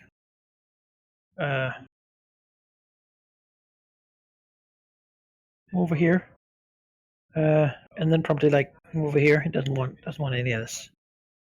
Blue dragon actually. This one's feeling great. He just go over here. There's nothing else going on in this cave than him and Varstrix. We'll shoot his little goblin bow. No. It hits like a scale and just falls to the ground. Varstrix. Well. Can I even reach with the? I don't think I can. Charge Let's him. see here. No, I was trying to. Oh, I can. You absolutely can. Wait. Not with my breath. Oh well. You will. Let's see here. Yeah. You will attempt to immobilize the dear goblin with another force graph, squeezing it. Squeeze the goblin. That is 14 versus fortitude, which Yes, actually. that definitely hits. Oh, okay. Well, 10 force damage, and the goblin is immobilized. Oh, he's bloodied. His bones begin breaking. Veristrix looks on with a sneer as His it power. looks ready to snack on a goblin. The goblin doesn't get it. Where is this crab? He doesn't see it. Yet he feels it being holding him. Is it the crab mother? Is this the warm embrace? The clammy, wet embrace that he's been told about? the clammy mother embrace. Ugh. I'll have Vertilith go here, realize that she really doesn't have anything that she needs to fucking do at all, and just take her out of the combat. There's no I point. got out. Yep. I'm coming over. Yep. Totally I coming over. I took care of all the goblins that were over here. Yep. The Croco Goblin is dead. Her voice gets gradually like quieter. Yeah, gonna take further her- away. Can I do something right? Where did you go, little goblin? Oh, not here. Your words betray you. Charge. Thief. Do hit and bonus damage because we're charging something that is alone. Oh, 21 AC for 36 damage. Slams into the goblin. Just it is no more. Yeah, scything out a jagged talon and just spiking it to the ground. And then I just love the story of Tilrax's war on bows here. I fucking hate it. And then he'll like pick up the claw, look at it, shake it a little bit, and then like back on the goblin from it while looking around. He's done. Yeah, well, this one not a great luck dealing with Velgnith, really. It's gonna roll But a 20 it is now. pretty isn't it? single-minded, so it'll move over, attack. Oof. Woo! Close enough. That is. Managing to hit, taking his 2 shifts.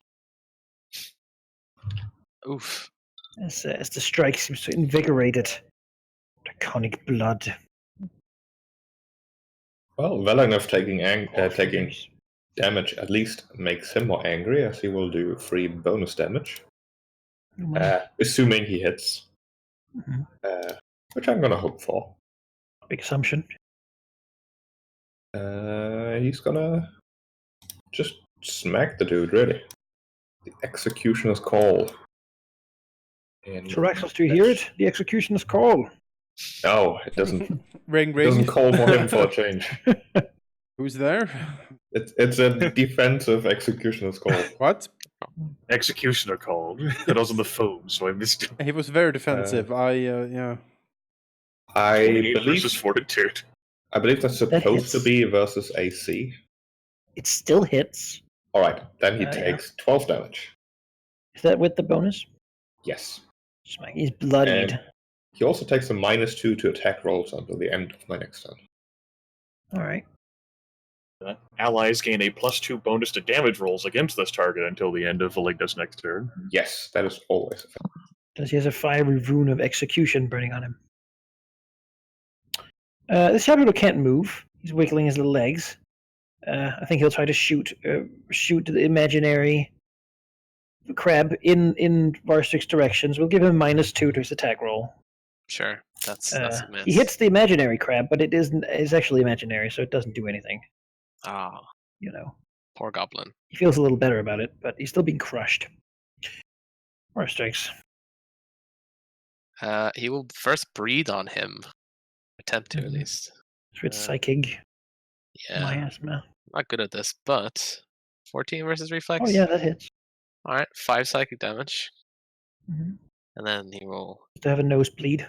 squeeze him once again, crushing the life out of him. Mm.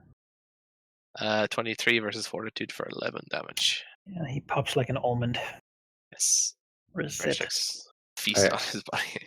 I like the image of Velstrix not really doing anything other than walking towards the goblin and making him explode just without really moving anything. Yeah. Yeah. Just hear snaps and pops, and I decided I didn't want this goblin to be here, and then plop. It's just a weird pressure coming from that direction. Tyraxos. There's only one left. One of the Well, tough ones too. Tyraxus. These last a lot more than the other goblins do. Tyraxus has to once again charge in to save Valignith, who's about to get killed by a goblin. Oh well, someone's got to do it. Yeah. Yeah. Ba-ba-da-ba. You can move here and Fake news. charge the goblin. Smack. You can do this, little buddy. It's been empowered. No longer shall it be weak. Oh, that's It good. has the strength of corals. 18 Strength of AC. 10 That rather? hits. 41 damage then from charge. There is no more goblin. As it's probably like struck so hard, it flies into Valignith and like splatters on his scales. On his armor, like seeping in between the metal plates. It smashes in there. It's like that gross. It smells like really bad. It sort of has the consistency of snot and has a smell of rotten fish. Valignith, as soon as he has caught his breath, literally will just set himself on fire for a bit. Mhm. Tyraxus goes to one of these claw things and lifts it up, like sort of inspecting it. It's sort of falling apart. He does see inside there looks to be goblin bones and stuff, but it seems like all the outside has like been weirdly turned. Looks over. A lot of the bones inside seem to also have weird growths on them. Veristrix, what is your opinion of this mutation? Well, let me take a look. Tyraxus holds out the claw with like the rotting goblin in it. All right, what the hell has happened to these goblins? I think an Arcana check would be apt in that respect. All right, Arcana check go. 27. Yeah, it seems like these goblins have been affected by some sort of magic. In fact, it appears to Varstrix at least that that the effect on them would be some form of curse.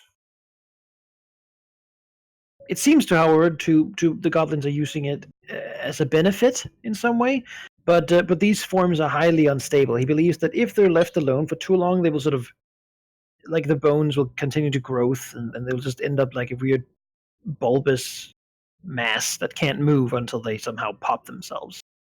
Ugh. It is certainly not a nice thing to them, but it does make them like capable of hurting you in particular. Right.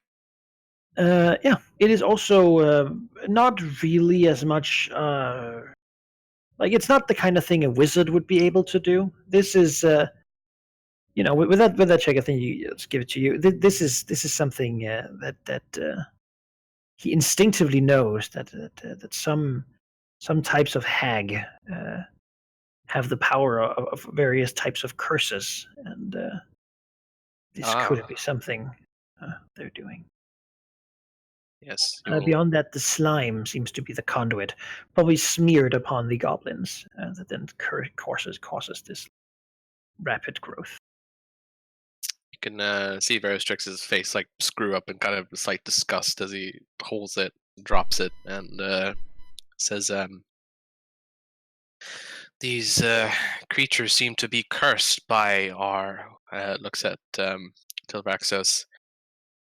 Our those witches that we are. Well, you are, and I guess so am I. Looking for. There's a glint in Tyrax's eyes, and he says, "Really?" Pokes at the golem with his claw. Yes, clearly, whatever curse it is, they wouldn't have lasted long, but until then, they can be, well, you've seen what they can do. Well, it seems the witches or hags have expanded in our absence, so to speak. Prods at the goblin. Varstrix is pretty sure they could do this to most natural creatures, though of course bigger creatures requires more ooze slime. And where do they get the slime? Varstrix would probably guess that some hags have various sorts of secretions. Oh, great. And to think that Would you like to know more about hag secretion? No, That thank would you. be a different role. No. You can make your own damn check for Also, that. begin to worry why you instinctively know that. What was your ancestors up to? Let's not think too much about that. That's the new goal for the next session. I have a very detailed knowledge of. Get some hag secretions, and no. And to That's a think that medium goal. Myrtle ate one of these things. Yeah, she did, but Yeah. I think her digestive tract is rather tough. Is immune to poison damage. Well, not quite immune, but well resistant. Well, Whatever the case, these witches are stirring up these goblins, assumedly for their own ends. They do need to be dealt with now, it seems. agreed. Bosses looks around the goblin. Tyrax would like to actually poke around a little bit, see if the goblins were waylaying people here, see if they actually have caught anything of value. No. It seems like the dwarves told you at least that the times they were ambushed, they did win. Oh, right. The goblins haven't been successful, but they have hurt and killed a couple dwarves. Well, so be it then. And it's not something they would want to keep up, losing people to this kind of. Veristrix turns around as Verdalit, I was going to say sneak, walks up to them. Oh yeah, she's totally just like nonchalant, Yeah. brushing like fragments of like rock off of her like considerable bulk. I'll be right back. Sure.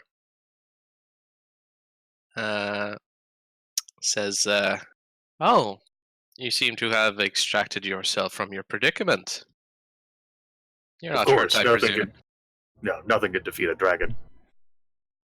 Yes, not even a small, narrow space like that, I'm sure. Just had to widen it.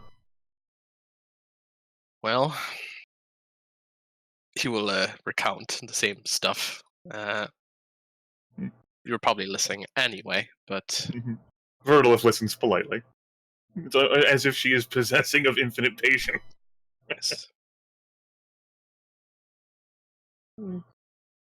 Well, if this was their ambush force, the question is how much tougher is the village itself? These offered feeble resistance.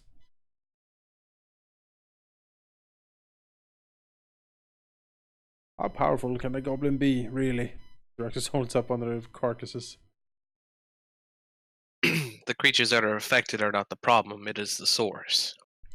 Yes. These will keep coming until we deal with it. I suppose the hags would be in proximity to the village, or at least someone in the village could take us to them. Maybe they bring their people somewhere to get dipped in the slime, or maybe the hags show up every now and then to the village with a cauldron or whatever else they used to. Yeah. Those hags could be useful in some fashion. Imagine being able to affect individuals who displease us, or who try to raid our dungeons in this way. In this fashion, we could end up spreading a curse to villages outside the valley. Draxus rolls his shoulders. The hags are... Yes, I believe subjugating them is quite possible and aligns with my goals as well.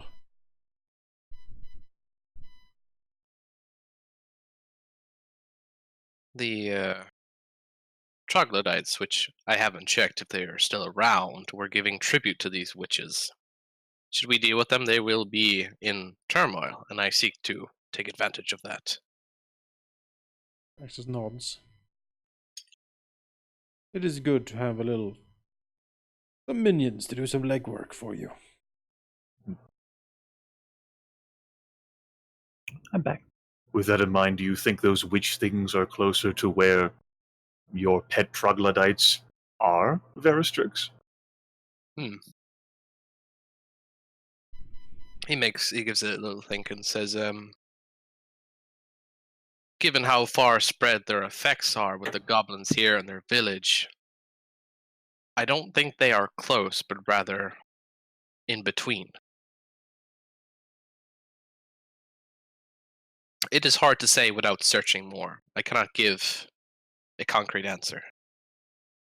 In between would be awfully close to my lair.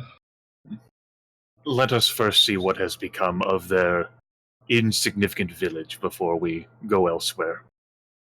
Yes. So Manaki, Draxus will close his eyes for a second and think back to a conversation with Phaedron. Regarding the hag coven. Exactly what were the words he used? Did the hags need to be killed or just brought back into the fold? They need to be killed or subjugated to the Winter Throne. Excellent. They have so far denied, or at least they have not answered the call of Winter upon the material plane, which all things that are related or have ever been related to Fae have to answer. It is basically the hag's own duty to know that this has happened, and since they haven't, thrown themselves on the ground and begged for mercy for existing, they are currently traitors, and they must be punished as such. Excellent. Draxus can punish things. He's good at that. Pay in pain for all that is. We're like the Dragon Mafia looking for protection money. A lot of creatures on the material plane seems to not have gotten the memo that anything Fae now serves right. the court. So there's a lot of things going on there. Sure. I'm just fishing for that. Since the rest of the party seems to be interested in recruiting the hags, that I could fulfill my goal and not rob the rest of the party of interesting kill or subjugate. creatures. If Good. they're under you, it doesn't matter. Then effectively, whatever they do is your problem, and you will have to answer for it. Great. So be it. Goddamn hags and their secretions. Yeah. Heavy is the burden of the crown. Traxxas nods yes. Very wise.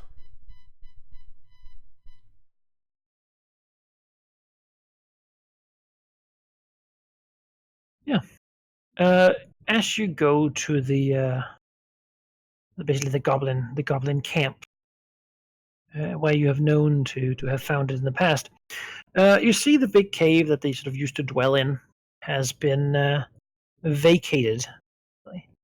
A lot of action seems to have taken place here. All the cave paintings that they had have been sort of drawn over, and in their place now is what seems to be a goblin with a staff and a glow around him. The shaman being granted a crown by a giant crab, while another goblin who looks pathetic is being stuffed into his own cauldron.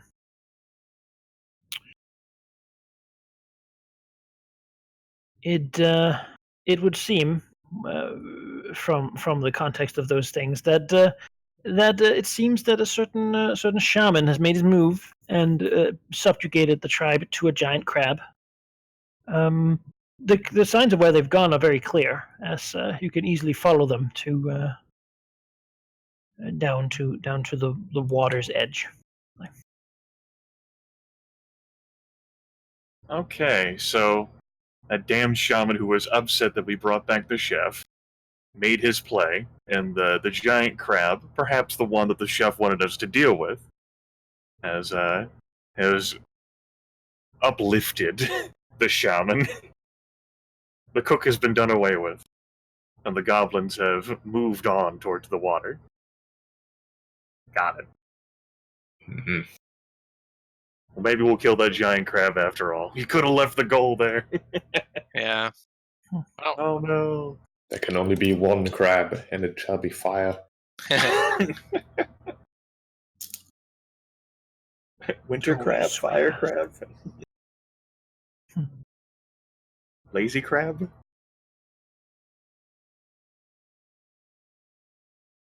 Alright. I think we'll head then collectively for the water's edge then, following the very obvious trail then. Mm-hmm. Yes.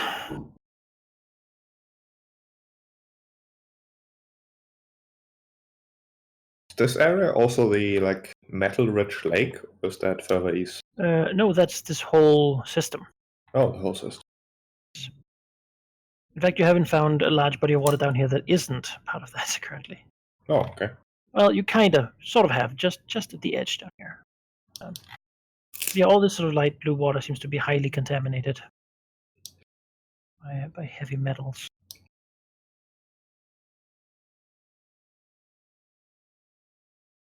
As you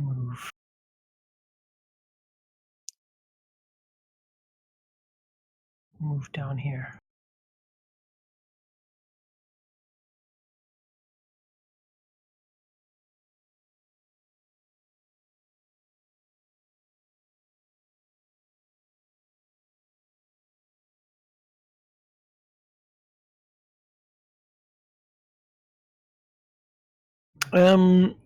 As you, where are you? Here you are.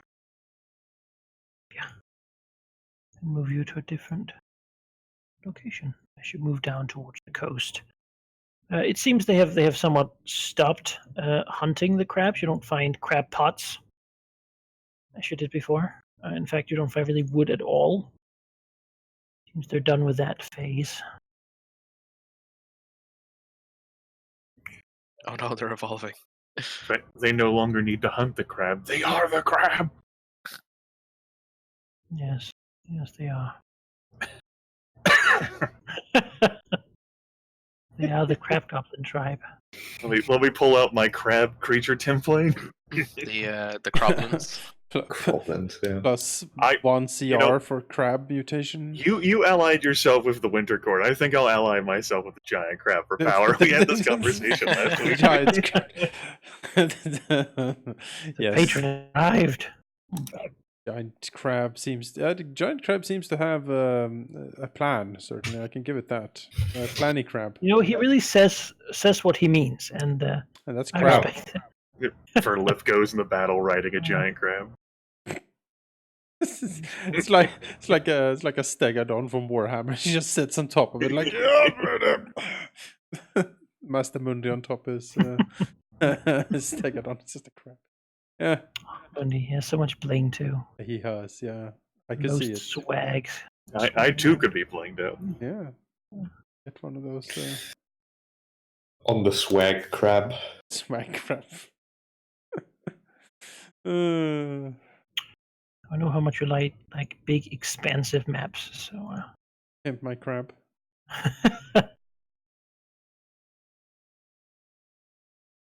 Yeah. Just gonna grab you all. Get down here.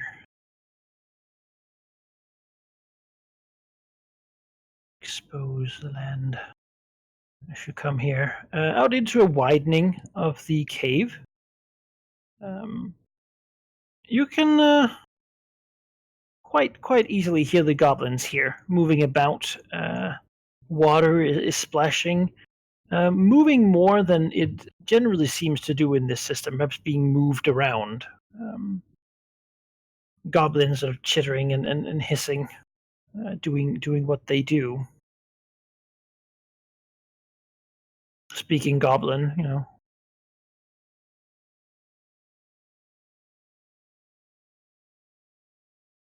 But like over here by the coast, you can see some of them. Vertlift stands there. She The like walls are covered with what seems to be large barnacles. Seems to have stuck there, dried out at this point, but indeed in other places you've seen indications this water used to be much higher. This seems to just confirm. Global warming. Dread of the Dragon Coast. The true dread. Climate change. where has all the water gone? Above the surface and beneath it? Evaporated. My God! Well, Valentine for one is not one for stealth. So Vertlift like looks over at Valignith. Just watches him. Doesn't volunteer anything. She's seen how effectively he deals with these little creatures. She thinks he's still recovering from the kobolds. it's funny because it's true.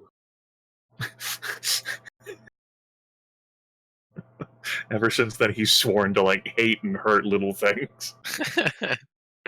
Yeah, Valentine is gonna take a few steps forward before turning around towards Vertliff, asking, so do you feel like helping this time, or do you just want to watch again? I honestly don't really mind. Vertliff says, like, she looks like she's about to say something, and she says, "You don't? Great." No, I mean, it already says a lot that he came down here in the first place, and I would never ask for help, so if you don't want to help, that's... Well, I would most certainly have helped you, but by the time I got free, you had already taken care of everything. You are very powerful, Valignith. Vertliff. The longer we stay here, the less time you have upstairs. You want to help or not? I came down here to help. Exactly. It's not my fault Valignith is so powerful I couldn't help. He killed everything too fast. I tried to get free. I got free. Good job. There's no places for me to get wedged in around here. Well, except for over there. She gestures with a claw. Manaki, Verishix would like to attempt to stealth up here. All right. Let's see. He is the slimmest and sleekest. He thinks he's doing perfectly. He's doing that thing where if he just stands really still, he'll become invisible. Vertliff transitions from like watching Valignith to just like watching Veristrix. Just like No, even as she does that, Yeah, the goblins are not very perceptive, but we'll Yeah, move to like here. They can hear that. He'll see more of them. What they're doing. Ah. Oh boy. Ah, That's- yes, that adorable shaman token. I forgot about how adorable that shaman was. Oh no, the crab! Oh, Crayfish, I mean. crayfish. He's I had one currently of those as a pet. speaking out over the water, but the goblins sort of jump up the cutters here and begin to like yell. And I mean they're going to action. So I don't know. Do you want to join initiative or just let them do their thing? No, let's. I mean, if they're yelling at us specifically and are going to They do seem stuff, to be alerting everyone that you're here. sure. I mean, might as well go into initiative. Veristrix will turn back to Verdlet and say, "Oops," and that's all he will say. I love that he acts Verlith. first. I love that Verlith is going to punish you by going dead last in this combat encounter. Yeah, I know. All right, how close can I get to this crayfish? Not close enough. Okay, well, he will go with his original plan, and he will start going up here. I also noticed that there's significantly less goblins here than you might expect from the whole like supposedly tribe. Ah, okay. Right, I can double move. I'm an idiot. Will do so.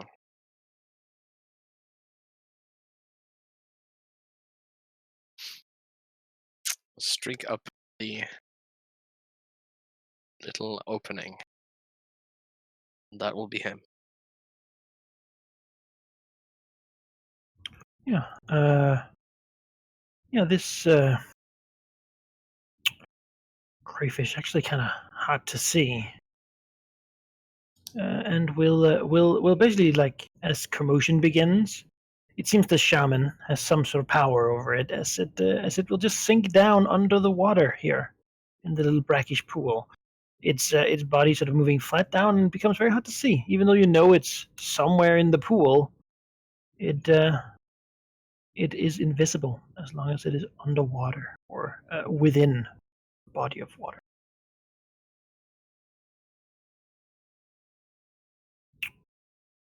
From the pool, some of the answer as to what might have happened to the goblin tribe is answered as the high shaman screeches something loudly and points in your direction.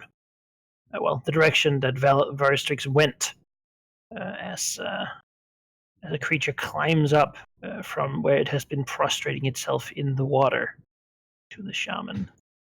A small goblin looks like it's been in water way too long, and beyond that has also clearly been mutated. Though it currently hasn't gotten all the growths and such, it does sort of look like what's under the growths of the Dreadclaws. Perhaps an unfinished one.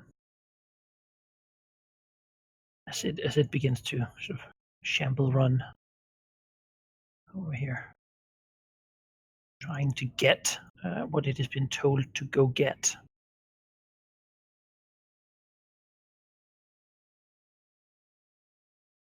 Cutter, go here, protect its liege.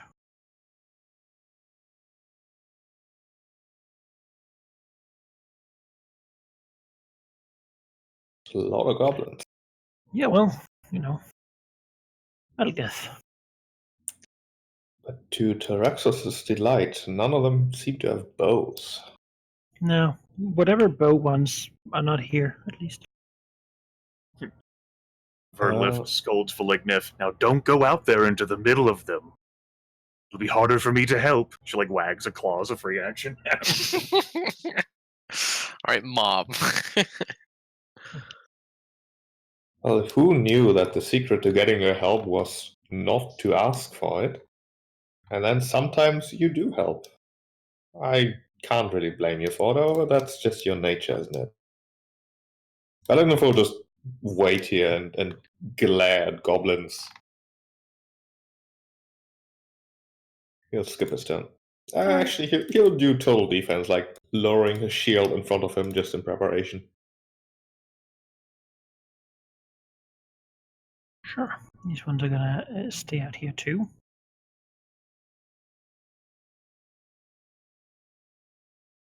More of these things are running after.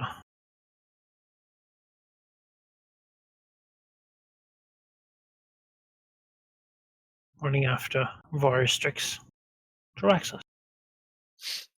Oh goodness gracious! Everything is so far away. Oh Yeah, well, could have moved closer. yeah.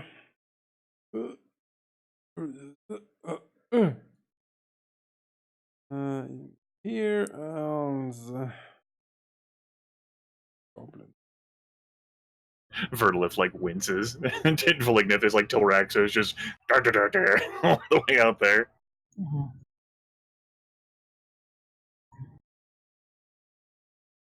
Mm-hmm. Yeah. Tilraxos will ready a charge. For if the slimy crawfish pops up again within his reach. Mm-hmm.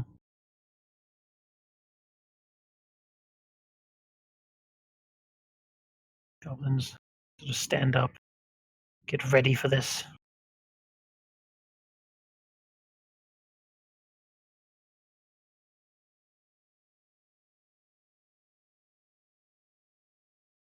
Seems the living ones are not supposed to go die. Perhaps they have some value.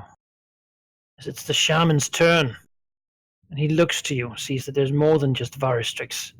Fine, the traitors have come. Surely they're here to overthrow his masters, as he's been informed. He holds out his little staff over the water here and begins to chant. You can see it sort of foams as little crabs begin to climb onto onto the shore and such. Oh no, crabs! It seems that he has the power to call more of them. It's a crabomancer. Bringing in more crabs. Perhaps not trusting the one big one he has to tie. These guards are still just ready to stop anyone from trying to get him. Vertilith. Yeah. Vertilith, I'm going to go ahead and have her double move to this spot. As a minor action, I will go ahead and activate my Psionic Vigor for 8 temporary hit points. And Valignith will certainly be able to tell that she doesn't look like she is going to move from this spot. All right. It's the end of my turn. Varistrix. Righto. Varistrix will run. Let's move action. All right. So that's 9. Then he will run again, but this time, actually, how high is ceiling here? Is flight possible, or is it? He has decent room here. Yeah, he can fly. All right. He will fly upwards. Move. I'm assuming run applies to fly speed, does it? Sure. Yeah. All right. So 6, and he'll put himself 10 feet up as he diagonally flies up here. And that's him.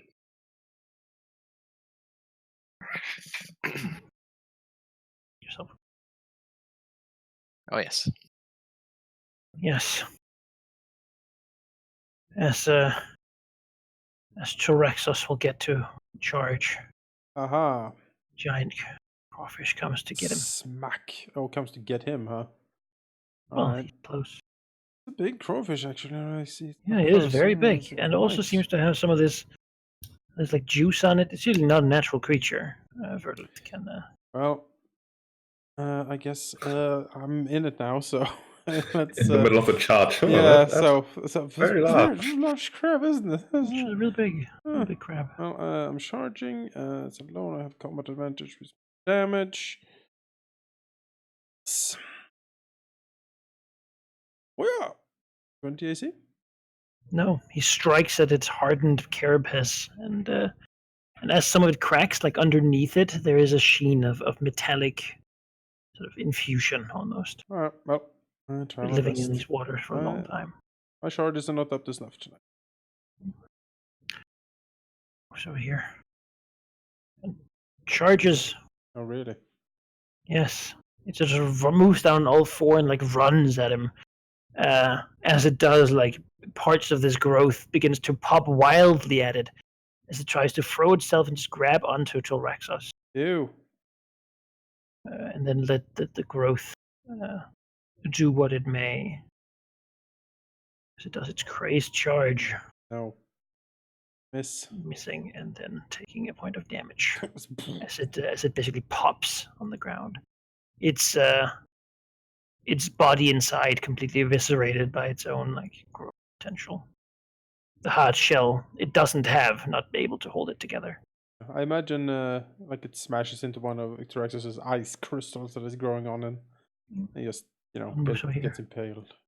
Looks up at Firestrix and like swings its claws in his direction.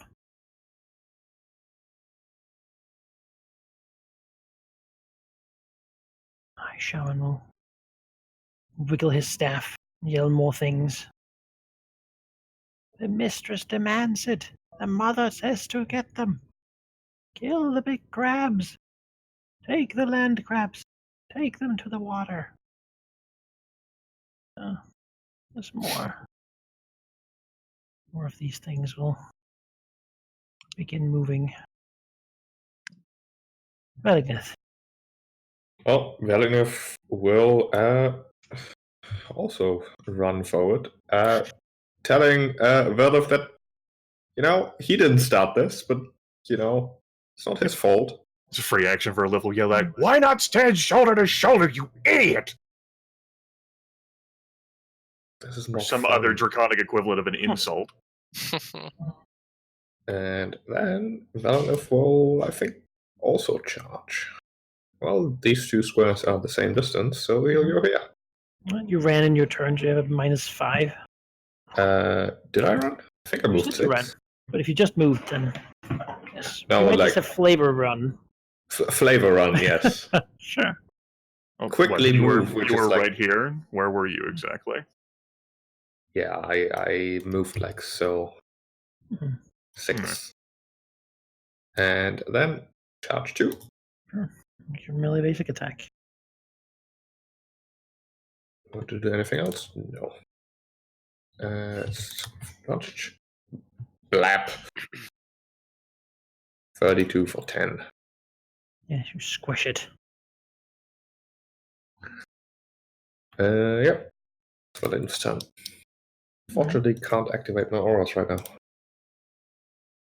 This one will get the order, and although it didn't want to, it'll run this way. Close, they're perfectly happy being back here. This one also runs over here. What an ass. There's no way to currently get that one. So they'll move in the other direction.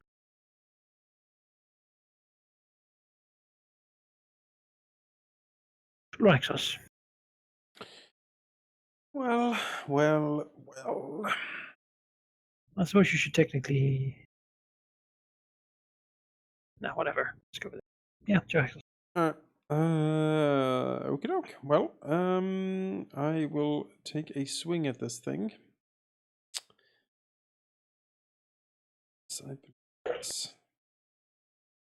Will do.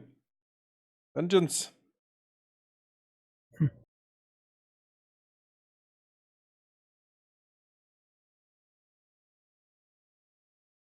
For 8 AC. Yes. 27 damage, and we'll add a Dread Smite on top of that for 8 cold necrotic, 8 ongoing. And Yeah, it seems to have affected perfectly fine as he cracks some of the carapace. But it does seem still. This is a very big crayfish. It is also fairly tough as he strikes it. It is certainly not something that's going to be quick to crack. Its carapace clearly infused with a lot of various metals, and probably even some strange sorcery beyond that. Right. Well, after these disturbing news, he will also activate his Shroud of Shadows as a minor action to gain cover and 10 temp HP.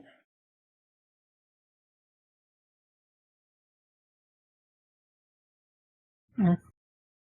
After that, he is done. All right. These guys, having been commanded to go, will go. They don't seem too happy about it. Their master does not care about how happy they are. He is on an extreme power trip, and I'm enjoying that very much. His ghoulish one seems unimpeded by the water. They sort of leap and bound through it. The little ones move up cautiously, eyeing the water, still fearing it, perhaps, for what they know dwells in it.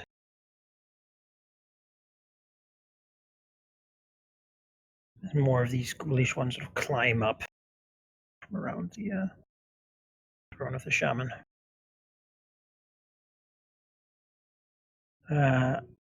Who himself sort of almost cackles, clapping his little hands as he looks at what's going on down there. Though he seems entirely uninterested in going to help the crawfish. Wordleth. Visibly frustrated, these stupid bloodthirsty dragons can't help themselves but throw their bodies and teeth and claws into everything forever instead of have a choke point or something. She shakes her head. I'm going to go ahead and use a move action to take me to here. And then I will double move into the air, flying up 3 squared. Well, see here. My fly speed is 3, so it'll take me there, and I'll be up 10 feet in the air. All right. Yeah, here. It'll be fine. And I'll mark that I am 10 feet, and also, yeah, I already added the property. As if they don't want to play the idea of hold the choke point, then she's done with them both. That's a minor action is going to be to activate, because she still has this for the time being, the Talon Amulet. So any creature that does manage to hit her with a melee attack will take 1d6 damage. All I'll do right. the end of turn. Or Strix. He will continue on his crusade towards the shaman. Let's see here. What's the best way to go?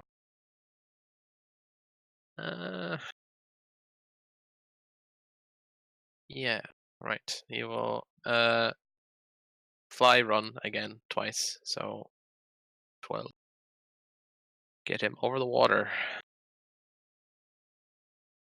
Let's see what else. That will be that for now. He's going for the shaman. That's his plan.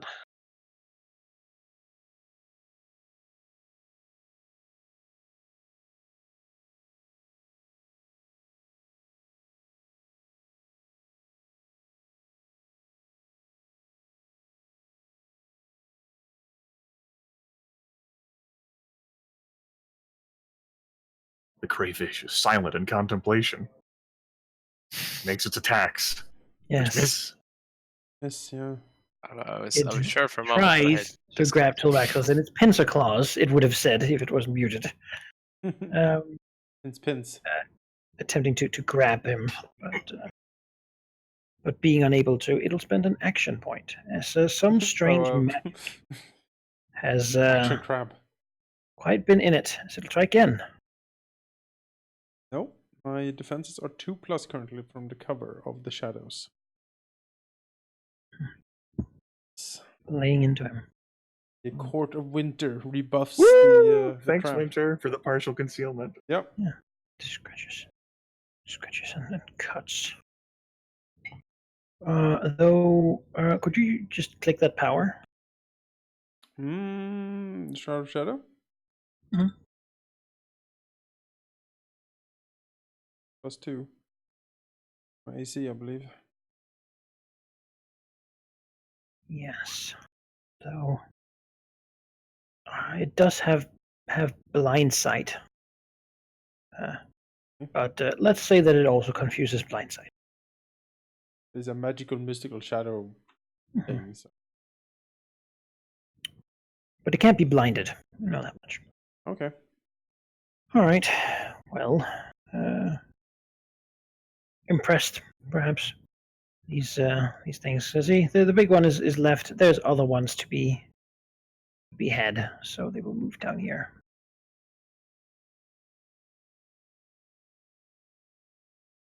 These little goblins will make their way here.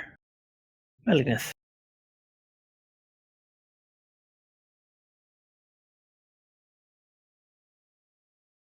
Now Sheep does the silent moving and contemplating. Hot. I am, yes. I was totally not muted and didn't realize. Valinov stalks forward silently, hence why I didn't need a description. And will then attempt to smack the crayfish and give Tyrexos a clearer shot. Oh, it forgot to save. And he does save. The Executioner's Call, 21. That misses. Strikes the crayfish's tough, scaly, like carapace. Well, poop.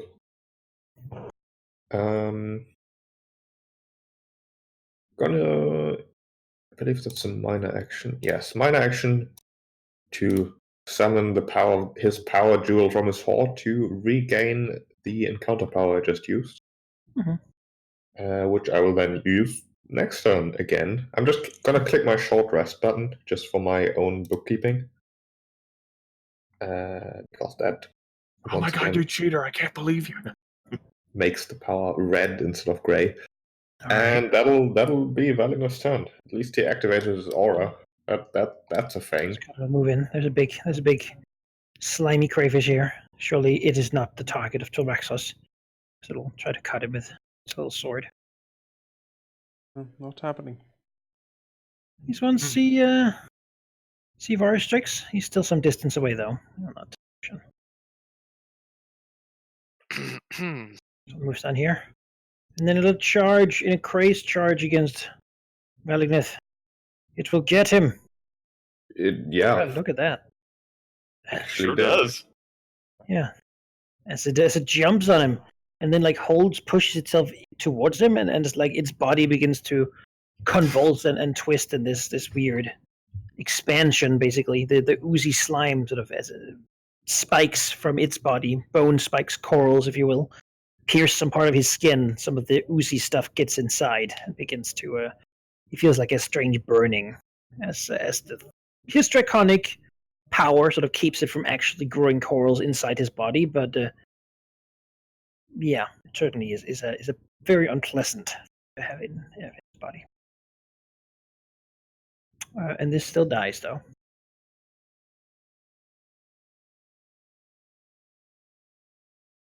This one will move up and do its claw. He's already infected. Jalaxus. Being mobbed by Goblin. Yes, the Goblin is certainly mobbing me.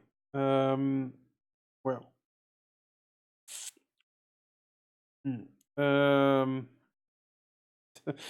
Little stream of goblins.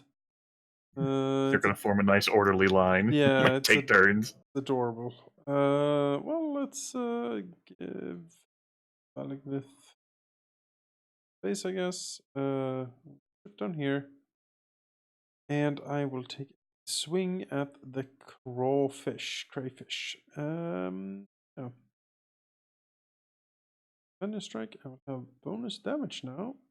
Thanks to the goblin. There. Now, fortunately, 30 versus AC. It hits. 22 damage. Add another dread smite for 8 and 8 ongoing, and that is.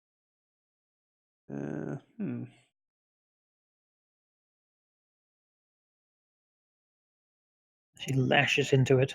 Savage blows. Yeah, that'll be that for this turn. All right.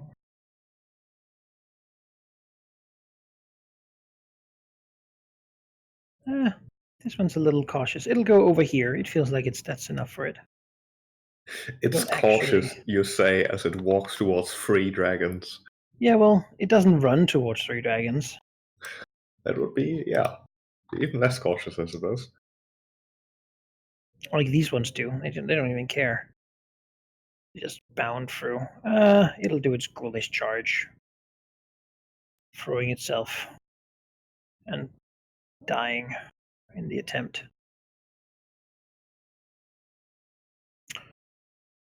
This goblin, yeah, it feels like second line of defense is pretty good. Second line of attack, maybe. You know, these ones they're sneaky. Yes.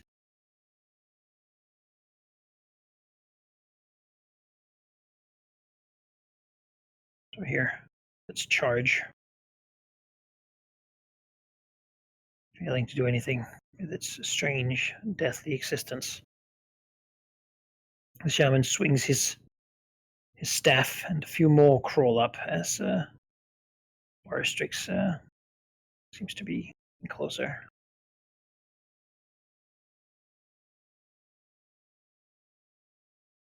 That's his turn. These guys are still guarding. One more of these will emerge from their watery depth. Verdlith. Okay. Verlith will move fly here. Mhm. And as a... Let's see here. Yeah, we'll go ahead and do this. As a minor action, she will breathe poison like that, targeting potentially the 2 ghoulish goblins of Valignith and the giant crayfish. All right. Do the attack from top to bottom. Ghoulish goblin 6. Do-do-do. Yeah, got it. No. Ghoulish goblin 3. Yep. Valignith. No. Ah, And then the crayfish. No, though almost. It is not.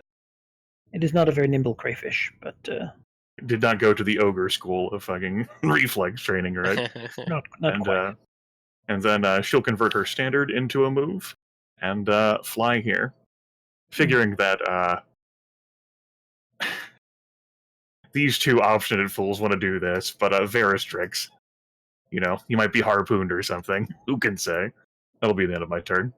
Certainly, is a lot of like foamy seafood coming from the sea. Yes, as the sea titan rises with a harpoon. I'm aware that that's a possibility. There, I saved you from some potential ongoing point. I did it. I helped. Aristrix. Right, he will normal move, fly over here. He is barely within range of the Reaver 4, and he will try and impress upon its mind and erode its sense of self, trying to get it to betray the shaman. Oh no. 30 versus will. Yeah, it seems actually to be really easy for him to control and mess with. It seems maybe that's actually something it's made to be easily controlled. Yeah, so yeah, that's It will slide to the right next to the shaman and do a melee basic attack with a +3 to attack. that hits. 8 damage. Who seems shocked at this betrayal. Yes. It was going so great, and now his minions are. He knows this. He should never have trusted them. Damn crabs. He knew that he one day they would try. Yes. Soon. Turn on yourselves. They want to be shaman. Veristrix is done for now. The goblin. The thing doesn't seem to react. The chaos has been started. Crayfish will take its ongoing, and then yeah, it will try to. I mean, it couldn't really get a good grip until Raxos, so it'll try Velignith. no, miss. Well, then it will use its final action point and do it again. Miss, and that is So it grabs him with one claw, but can't hold on enough to get him in both. as it sort of cracks a few of his scales, twists some bone. Then it'll try to save and save. It's just holding the 2 dragons there.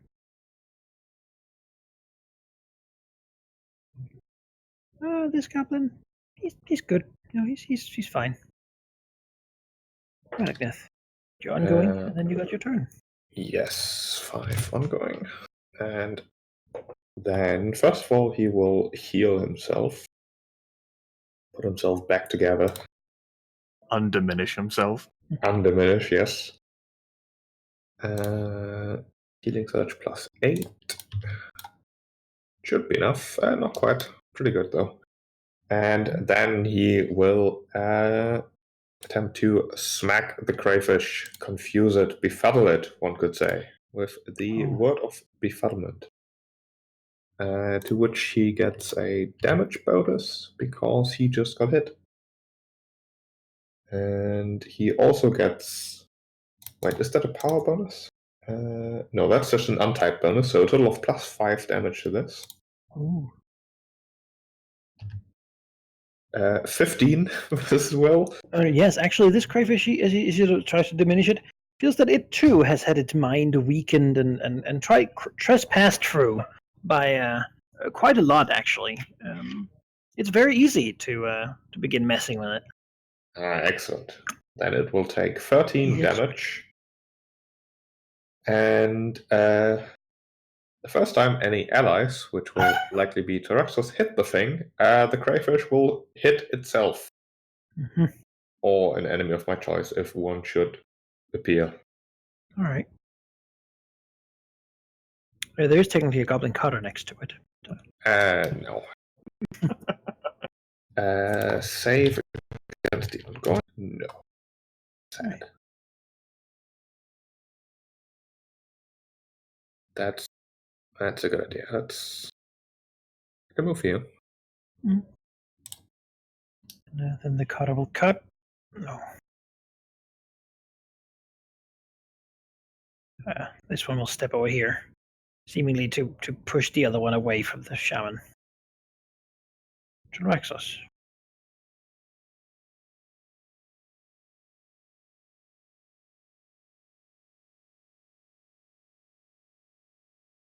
Oh.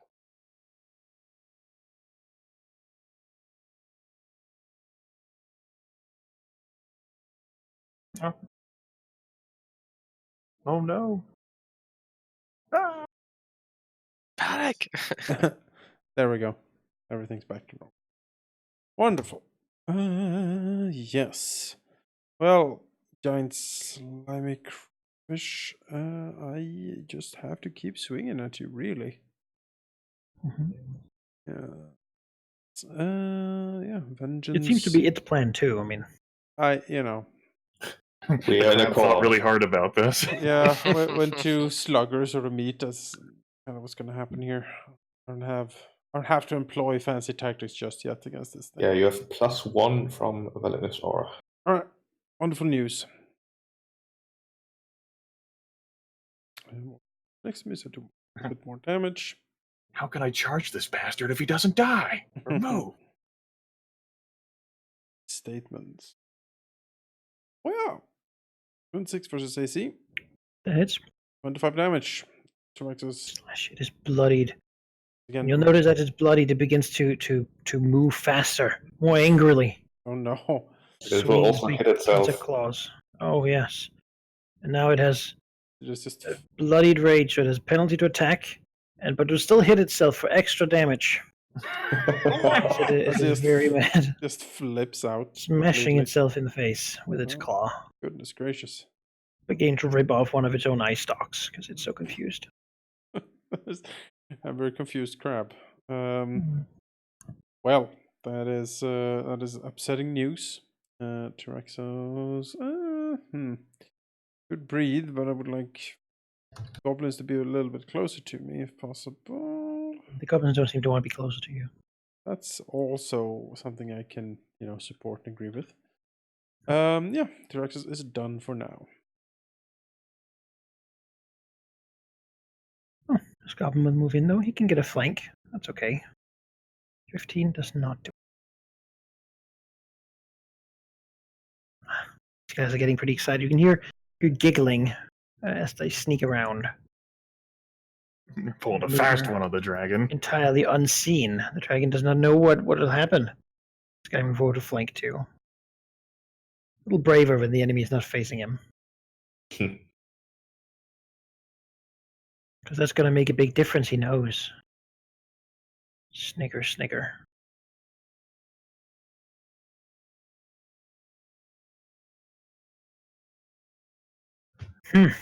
Well, there's a dragon here, and it made he knows now that he has to. If the dragons support his people, then he has to kick the dragon out. It seems to be what the dragon's trying to do with him, and he knows that dragons are probably smart. So the dragon wouldn't do that unless that was the best plan.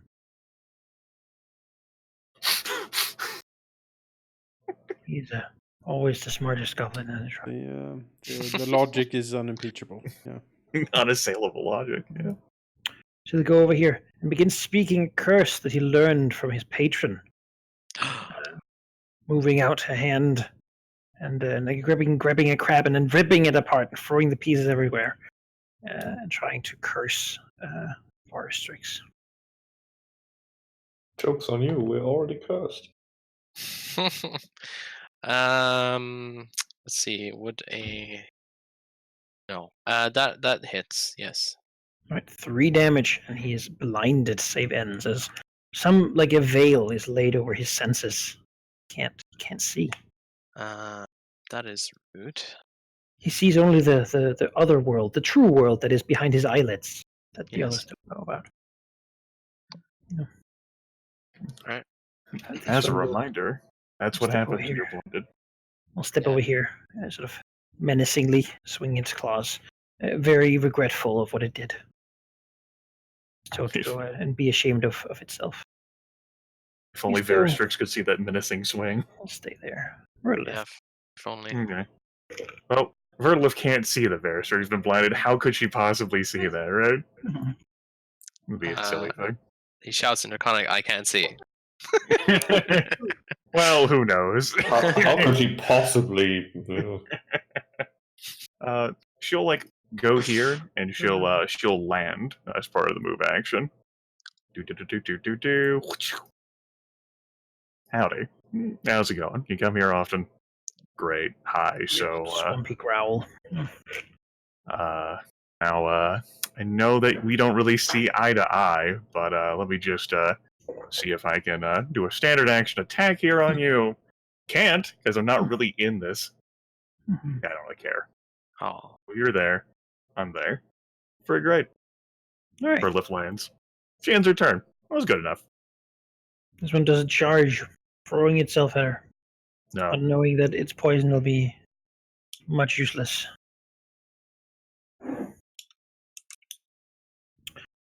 This one, there's another target that's closer, so it'll squish through the water and try to charge as well. Nope. Getting itself in there and explode.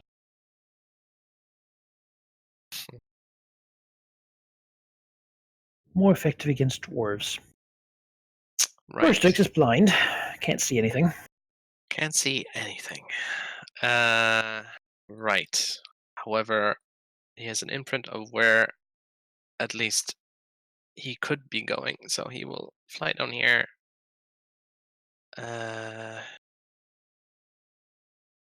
Then he will total defense, as he cannot see, and then make his save, right? Nope. Okay. No. Nope. He stays Oh, blinded. oh no. Shaman giggles. This is the Oh, first step in his mighty plan. This is how it ends. Veristrix has been hoodwinked, and the sad thing is like, I knew this would happen. I saw this. I didn't, clearly. I guess I think you it's did. got an advantage there against Valiant that can nullify its current anger. And he made it hit itself. So, Could be bad. Alright. That one's a hit. alright. That will be 16 damage then. Ow. The Tries to crayfish grab is him. flipping out. Yeah, it is like, you know, the thing that crabs do where they get like all foamy in the mouth? It's doing that. Foam is everywhere. What? Interact just wants to stay away, like, What the Then your hell? current skill roll to see if you. Wrong with this goddamn It's a rabies crab. Rabies crab. Yes. the rabies crab. This guy. Yeah, that's had the right idea. But you know what? This is working great. He's holding the front. It's great. Well enough. Sure. Poison damage, and then. Yes, he will take us going. Then he will quickly blast some fire behind him because, there's things there. This will be cutter 7 and cutter 8. 10 fire damage.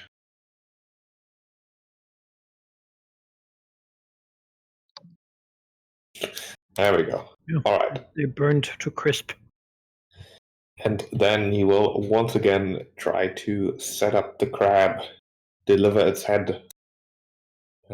It's sort of head-body combination part. Its entire body is the head, so just hit it somewhere. I mean, I don't know if to say that, but It's close enough. like a thorax. 17. No. Even with its anger not protecting itself, really, you strike its sort of hardened carapace and That's a bit lights sad. it off. Then move to another miner. Valiant will once again heal himself. +4, that is a bit sad.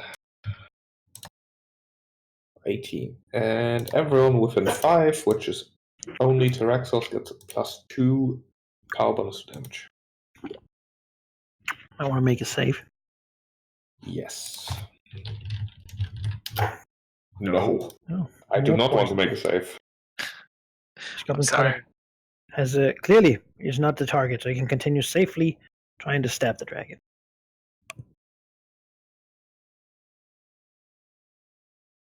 Yeah, nothing is really on this rock, so this one's just going to stay there.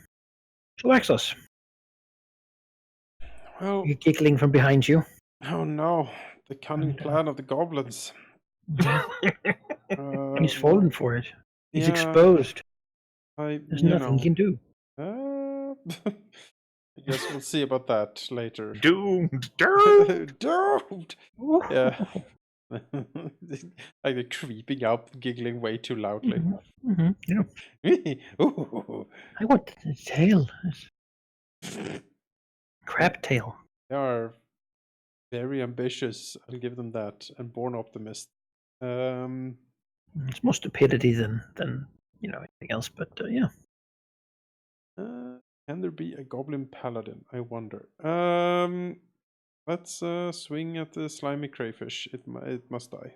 Oh, might as well.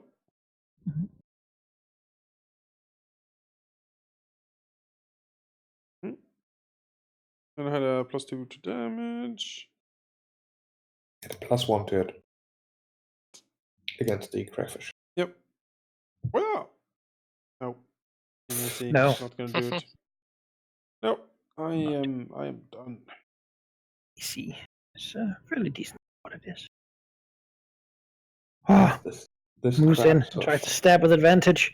Now it's okay. Well, it had a good thing going, and now this one comes to help too. All the flank. They're stabbing. They think they're doing something by stabbing the scales. They're winning. They scream in victory back there. This one can't really charge, so it'll just claw. Nope.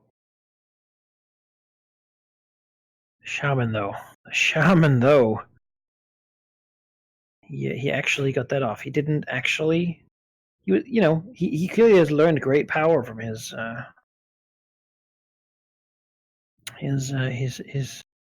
master, if you will.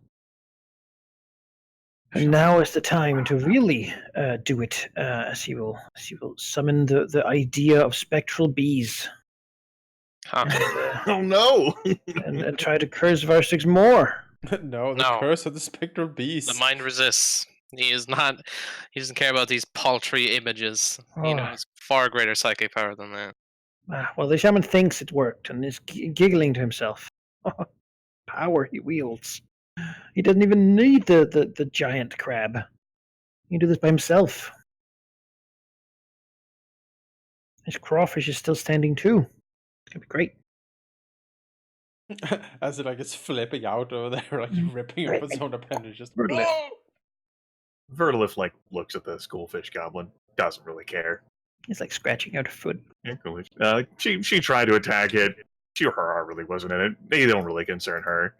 As a move action, she will just move away from it, provoking an attack. All right, it'll scratch at her. That will not hit. No. Okay, it takes her to here. We'll say another move action. Tempted to like fucking like try to harpoon Veristrix out of the air, but I think you just see Veristrix like staring to space if he's seeing something that you can't see right now. He likes to exaggerate things. Maybe the others are blind. Yeah, Right. his eyes aren't open. Vertilith, was a move. Minor. I didn't use a minor. We'll use another move action to take us to right here. There we go. She doesn't want to be too close to the water because she wanted to stay away from the water to begin with. Mm-hmm. But she's here. Well, it's difficult terrain. You're big enough that you can walk in it, but it's bothersome. Yeah, there's no need for that. And minor action to just sort of like rotate her head like half up to like look at Veristrix. He'll probably figure it out. That's the end of her turn. Veristrix. Yeah, let's figure this out. You sense something big moving under you. Like wind. Oh well, he doesn't want to just fire off. He's a bit more cautious than that. Mm-hmm. He will. Okay, so blinded things have total concealment to me, and I can't see anyone. Does that mean I can't target a place? You can't generally you can't see anyone, right? Right. If they're next to you, you might be able to like know that they're there, or if you have some extra sensor ability, right? Like blind sense or tremor sense or something like that. Non-sight based vision, you might be able to do something like that. Yeah, I have nothing like that. So he will continue to total defense, and he will stay. Actually, he should. Yeah, he'll move away from the thing that just went under him and fly over here and make a save again. Right. No. Oh my. Well, the crawfish will T-Rex us. It hears the screaming of the goblins. It incenses it. It'll attack. Did it save its ongoing? Yes. Oh, again. Yep. Oh. No. Claws. And claws. Yes. Will hit. Oh. And just that damage should be plus 5. Oh. 21. Ow, This is effectively forever power attacking now. The crayfish is gone Very Super mad, Saiyan. swinging its big claws and grabbing and trying to bring T-Rexos to its like mandible mouth. Yeah. But it seems to need to hit with both of its claws to actually make you get in its mouth. So it can't, It's an angry giant crayfish now. Quick before it collects more adjectives. Get a munchkin. Well, this one. There seems to be much more of a need over here. He'll take a time going over here. Velgnith. Right, Velgnith is angry. He also has ongoing damage. He does, it's true. So he will attack crayfish. He does not have any bonus of any sort. Actually, he heals, so it's a +2. 23? Yes. Okay, 12 damage. And the target's first attack during its next turn provokes an attack opportunity from you or an ally of your choice. A question then, does the attack of opportunity happen before the attack or after the attack? If you're provoking, then opportunity is an immediate reaction, so it happens first. Okay. That is important to know, I think, maybe. Yeah. The opportunity And happens first, always. that is good. And that's a stunned action as nothing else. Other than a save. Guess I've been too lucky with Yes. them. There you go. All right. Well, this guy will continue to try to step to Raxos. He's doing great. This is fantastic. 24. Still doesn't do it. No. This is icy armor protects him. These two, they stay there. The shaman's still safe. That's what they're here about. Raxos. Alright. Traxxas is gonna look behind him. They freeze. They know dragons can't see you if you stand still. Yeah. That's exactly how that works. As the Traxxas will do a dragon breath behind him to try to kill off these goblins. First goblin on top. 16 reflex and goblin. Ooh. 28 reflex. They Zap. get zapped to ash, and then he will roaring, scything arc swing around with his talons, trying to claw into the giant slimy raging clawfish. Goblin 11 thought that was hilarious. I bet he did. Oh, dragon, you're so good. Amazing and powerful. Mm. Now lie still so stabbing can happen. Yes. Stabbing is best part. Ooh, cut. No flanking, but that's okay. You didn't need those people anyway. It's another natural one for another miss, and after that I will Vice's reward gain some temp hit points and a power bonus to all my defenses. Power up. We're not having much luck with this crab. Charges, does its crazy. Okay, well. A lot of very Helps. bad rolls, unfortunately. Running out of ghouls, this guy. He's like ghoulish creatures. Well, there's a new contender. The other one's still affected by his terrible hexes and will die from simply moving. As such, this shaman will move over. That seems like a good idea to do with the green one here, too. We'll actually needs to see if he can recharge his power. So he did use it. Yes, he does. Then he will do another stinging hex, this time on Verdolith. Yeah, that gets me. So the spectral idea of cave bees Okay. begins to basically sting. I mean, she does mental stuff. So this So is what's the some 10 there sort of- for, like, on that line? That's damage. It should be Okay. damage. All right, well... What type of damage is it? It is untyped. Okay, that's good. I do have a retaliation. This is the first time that shaman has made an attack against me. Let's see this. Persistent Harrier attack against the High Shaman. 32 versus armor class. Yes. All Yes, right. that hits. That'll be 13 untyped damage, and she will not move, but teleport onto the island next to the no. shaman. Oh no, that was not his plan. It's all wrong. Actually, probably sees the dragon, vanishes, and claps his hands in triumph. Like, Before the it's behind claw, him. like, comes out, like, smacks, like, the shaman in the back, and then, like, she snarls. Oh. Summoned wrong crab. Huh? It's not the first time that has happened. Now this one will spring into action. Over here, bringing a claw in. That will miss. Yeah, I mean this one has something it can do too. It'll try to charge, then die in the attempt. It tried though. And this one is conditioned to do the same thing. And so will also simply perish.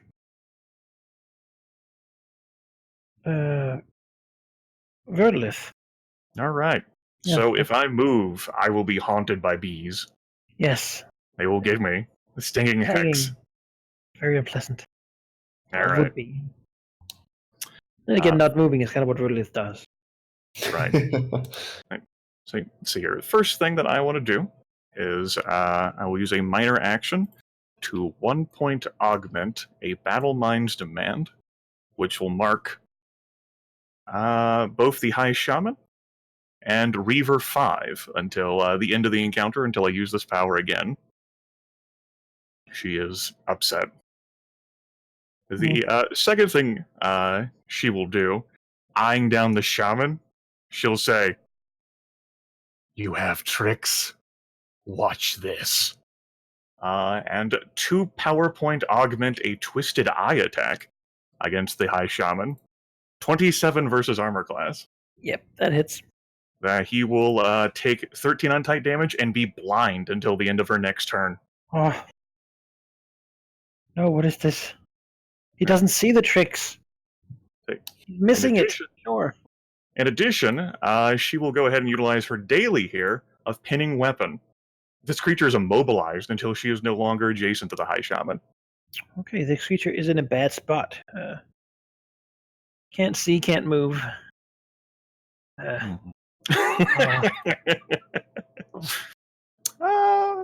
Join the club, Shaman. I think she's good there. I don't think I'll action point. That's the end of my turn. Or Strix. Well, he had a plan. Satisfaction comes over you, an irony perhaps, but you can't see why. How unfortunate. He had a plan, but yeah, that didn't work out. But that's okay. You hear Vertilith call over, like, "I have them all gathered together," she roars in Draconic. "Do something, Verastrix!" He will do something. He will do nothing, which is something, and make a save. Yeah. Again. He'll make his... No. I mean, you can. I mean, you can fly closer if you're next to them. At least you can target them somewhat. Yeah, you can begin punching them. It's true. Or use one of your powers. One of my powers adjacent that will provoke. Yes, I would love to do that. I mean, maybe you can be a square away and still be like, "Oh, there seems to be a lot of goblins over there." You know what? That's actually a fair point. But to be quite honest, I'm quite safe here, and Vertilith has it quite covered, so I'm quite fine. You're very He got safe. to be stuck for a while. Now he's doing it. And I like the idea of like Verastrix just being overwhelmed mentally, and so he just shuts down. Like he makes the save, and he's like, "No, I'm blind. I can't help." Yeah, I'm taking a leaf from Vertilith's book for one. Oh no, struck by spontaneous blindness. Oh well, big crap. It's got no real preference, so it'll just go for Raxos. Why not? Oh my. And the dream died. Well, it's still 20 damage. Well. That's 18 damage, right? From that, not 20 damage, Manaki? Yes, 18. 18 on. I don't know why I thought 7. This goblin sees things, decides that, you know what? He should make sure that no one else comes to ambush the group of, it's important to make sure the back is safe. He's gonna run over here, his little feet clapping on the stone. Yes, that's a very important errand he has to go to. Velga. Velga will smack the crayfish. He's running out of tricks here. So he will just hit it, really. 31. That's gotta hit, though. Yes. 31 hits. For 11 damage, and the target now has vulnerable 2 to all damage. Oh no. Big crayfish is still fighting. This will attack, swing its sword, and then it'll shift over here. It also has an errand to go to. I left the biscuits in the oven too long, so hold on. I'll be right back. So we'll shift over here. And then try to claw. Oh my. That will That's definitely a natural hit. 20. How much damage is that? That will be 16 damage. Okay. The Dreadclaw Reaver will take 5 damage. And then it will shift its 2 part of the attack. Okay. As it does a shift, because it is shifting. It didn't quite activate this ability when it initially shifted. She will use Blurred Step and teleport here. All right. Taraxis. She's been punching this giant crayfish for a long time now. Yeah, not hitting it enough. Have to land the right hits, you know. I know. Sheep, you need to keep moving around so I can get a flank sweep. That would help a lot. But then I would be swimming. These goblins have been running over this water, no problem. I don't think it's that deep. How deep is this water, Manaki? It would sort of be annoying to move through, but he can be in it. All right. It's difficult terrain, the water. Then I can't shift into the water, so that would also be problematic. All right. You could shift here, right? No. I can't squeeze into stone, I believe. Yeah. All right. Well, then we will swing. All I can do currently. Vengeance. You have a +1 to hit. Eternal vengeance. Oh, yeah. That hits. 17 damage. 17 damage. And he has vulnerable too. Yeah, it is beginning to. It's like it is missing a couple of its like hind legs and has quite a few cracks. It's like oozing out one of its new orifices it didn't mean to have. Yep, It is quite broken. It's my last defensive power to spend a healing surge and get 16 10. It's still very mad though.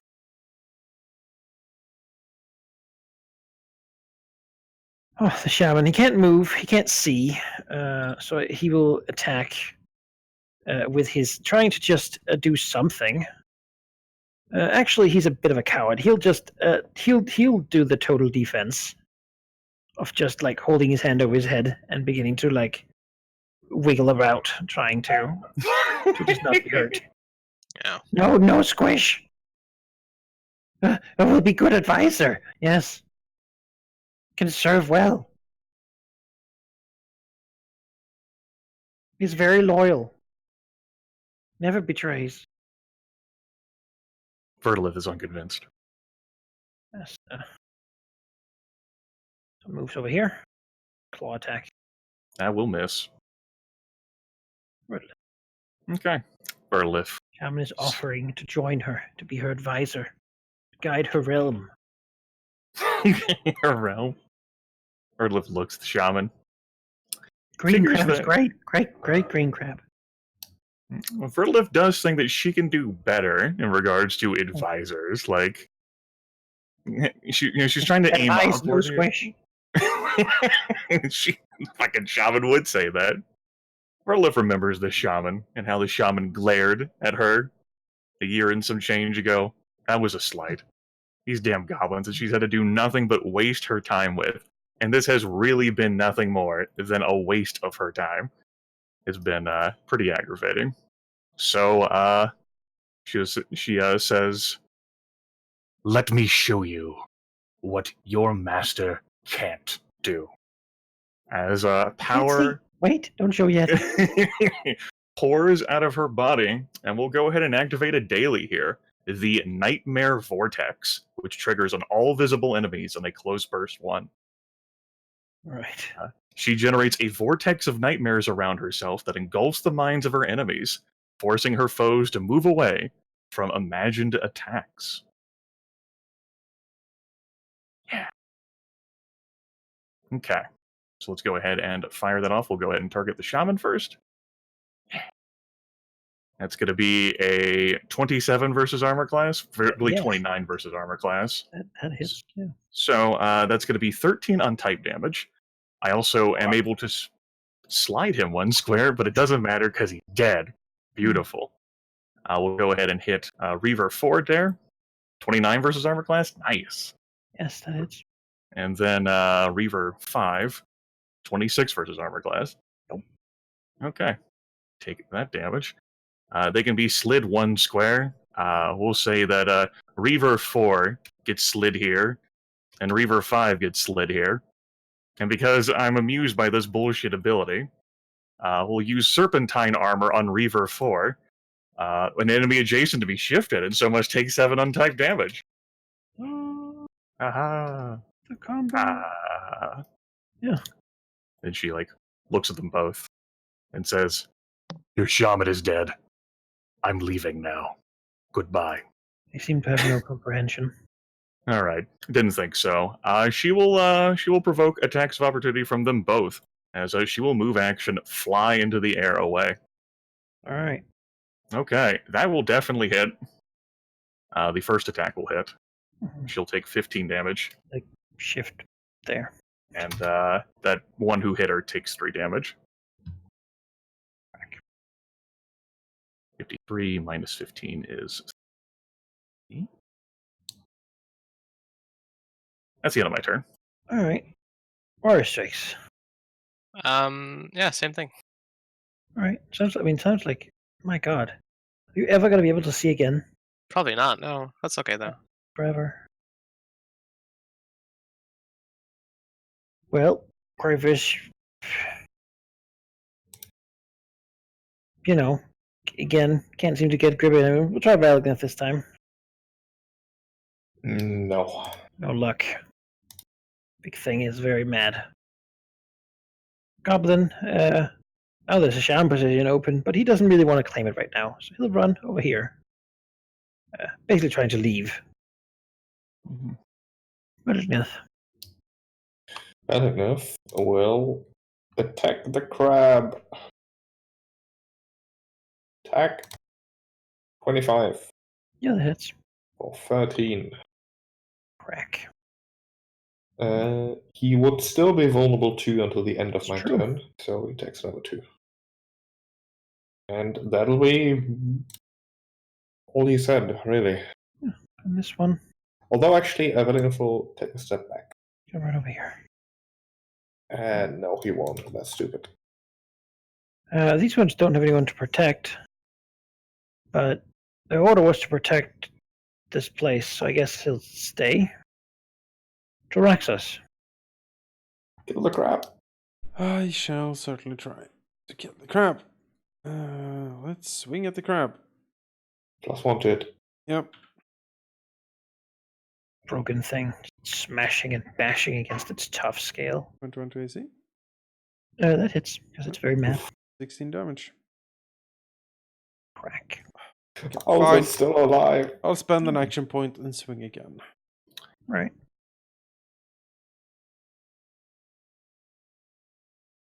Also, it's vulnerable again, so another 2.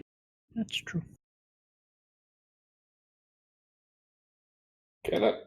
21 damage. There we go. Finally. Break it. Crumbling it to the point where its body just it can't continue attacking, which it seemed like its frenzy was sustaining it as it enraged, but at a certain point it just physically can't move anymore. Tyraxus finally has hacked off enough of the goddamn carapace to discover its gooey innards, and he plunges in with his claws, piercing the Claws heart spreading and out the lungs. pool. Just, yeah. Some of the big barnacles down there open, move out their feet, and begin to filter up some of the slime. Yeah. Yeah. The 2 goblins here are going to run away. Really, and the 2 other ones are going to defend this rock. So unless you want to go melee them, they actually pose you no threat. In which case, I think we can just end combat there. As all significant opponents have been dealt with. Tyraxus will sit down. He will take a short rest. Mm-hmm. You can sort of do that. Can we take multiple short rests? What? Because then I could intrude upon Valagnath for some of his healing word bonus stuff. I believe in 4th edition, if I could use 2 healings on you after my short rest, but I wouldn't have them in the next combat. No, but you can short rest But again. you can rest again. That's what he's saying. Just take multiple short resters. I don't believe that's how that works. That is how that That is works. exactly how it works. I've checked it up many times. It is how that works. Yeah? Yeah. It is a confirmed. Oh, all right. Then That's why sure. a leader is good to have, because you get more value out of your surges in downtime. So basically, Soraxis sits down and waits for the speech. Yep. Like, well, that's happening. Vertiliv basically just like, if Veristrick is going to be there, Vertiliv just basically like lands next to him and just like nudges him with like her full body weight, just like. Just out of curiosity. Mhm. There we go. Okay. Yeah, he kind of snaps out of his so-called stupor and looks at Vertilit and says, "Yes, I was busy." She like looks at him. She narrows her eyes, and then a sound which Veristrix will have been familiar with is her guffawing and laughing at him, actually, which is probably not something she's often done. It seems, Vertilit, that doing nothing is quite refreshing for a change.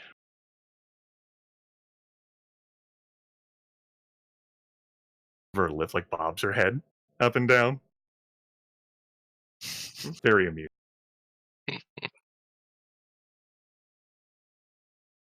Well, you seem to have taken care of the source of the problem, so a job well done, or at least expected of you.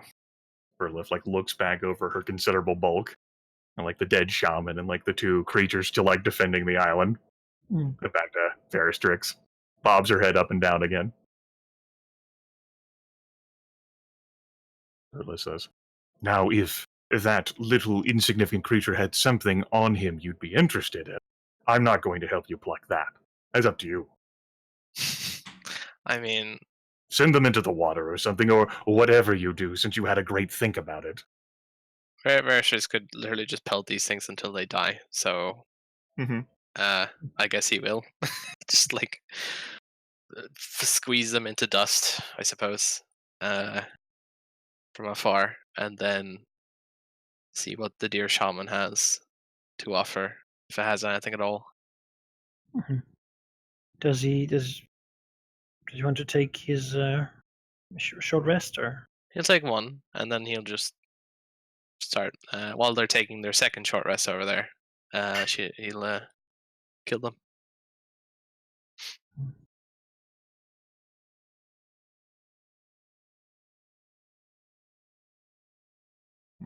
Well, Vertiliv doesn't want to be anywhere near the water. She doesn't want other crayfish or crab things or whatever to come out and fucking like ambush her. Could be. Never know. But yeah, he will just basically kill them from range, and then plop himself on the island, or fly onto the island, and see what the shaman has. Are there any more crabs in the water? I mean, there are some big ones, but none as big as this one. Though he's pretty sure, actually, like the goblins didn't seem to like the crab that they painted wasn't a crawfish; it was an actual crab, and it was also bigger than this crawfish.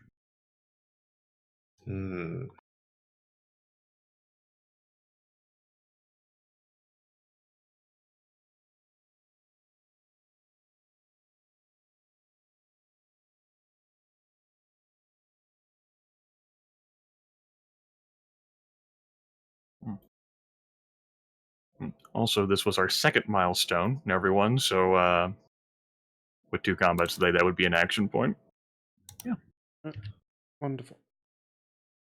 Draxus will snoop around for witches. Yeah, what's the shaman have, if he has anything? Probably doesn't. Yeah, I mean, you remember the last time you were here, the goblins basically didn't have much of value, but the shaman's staff seems to be something he didn't have before. Ooh. What's that? Yeah, perhaps it's a gift. It's sort of a gnarled piece of what seems to be like old driftwood or some such. Has like a couple different charms hanging from it. It appears to be somewhat magical. Actually, I would say it's quite magical, even. Made by something that might actually be able to construct certain types of.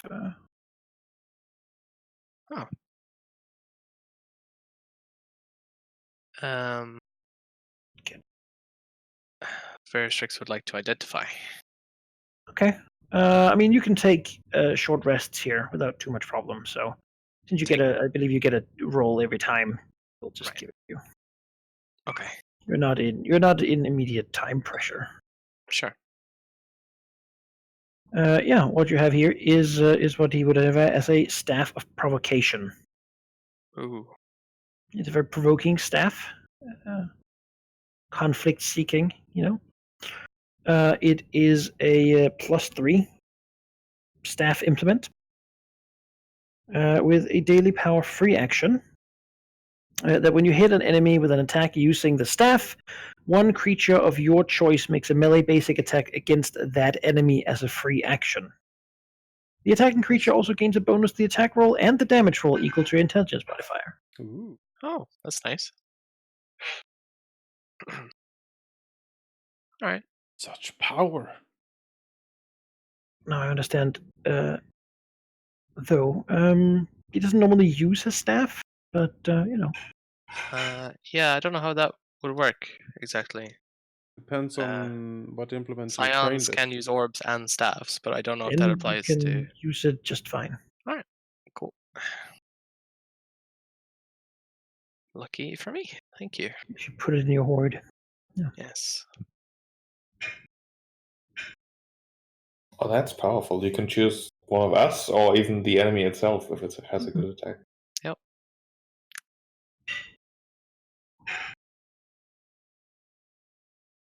I really like that. Yeah.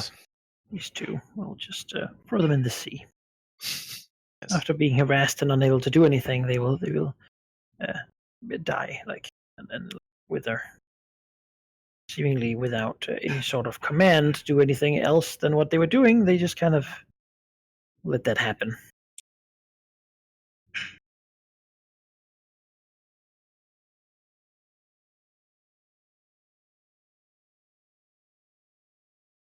Yeah, the water stretches out there.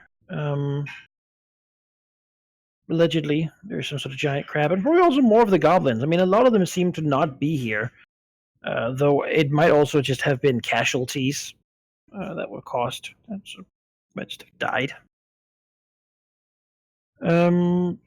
Yeah, but certainly there's no more camp here. I mean, their stuff is around here. They're like shoddy tents and such.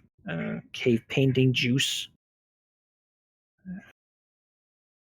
Not particularly impressive stuff.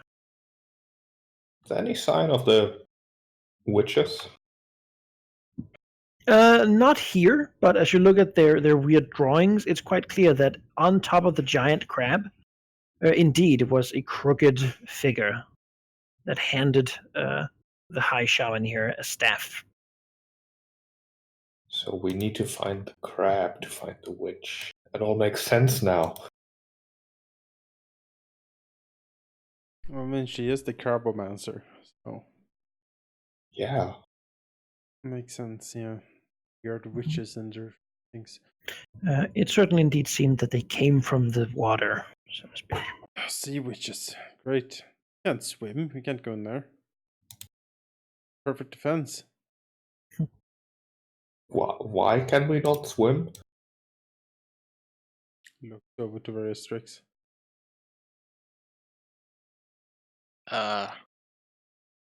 What's your athletic scores? Well, Frederick smiles and says, not incredibly good, but he reminds everyone about the bracers he pawned from the wizard. I can make an attempt, but not for very long. They fly over the water. Maybe they live on an island instead of under the surface. Well, I guess we could scope it out and check. Yeah. fly very high above the water, just in case. Sure. I don't know. Yeah, I mean, there isn't that high up to fly as you get further in. You've sort of explored in that direction before, and there's plenty of little shelves and stuff. Again, the water used to be higher up than it is now, leaving a lot of sort of exposed cliffside and little shelves and old like underwater caves and whatnot. But there certainly is much more of this like deep place to go if you wish to go further in into the underwater sort of underground water body here. You're pretty sure. I mean, you haven't seen a lot of very threatening things. You sort of flew in there the first time. It's probably limited in numbers of how many things there are there. Is directly a threat to something like you? Most of it seems to be like some sort of tube worm that grows on surfaces and such. I mean, maybe the crab came through the tunnel. Maybe. I mean, swimming down there I mean, I can swim because I have a high athletic score, but I am not sure that you want to.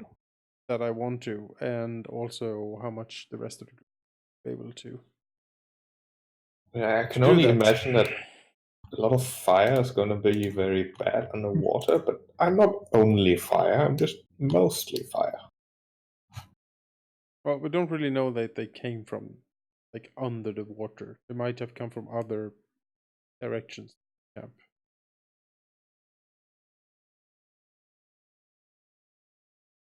Yeah, I'm somewhat ambivalent about water in general. Maybe we can go and have a conversation with troglodytes and see if they can point us out. They're paying tribute to them, so. Oh yeah, that's a good idea. Maybe they know where they are. Sounds like a good idea.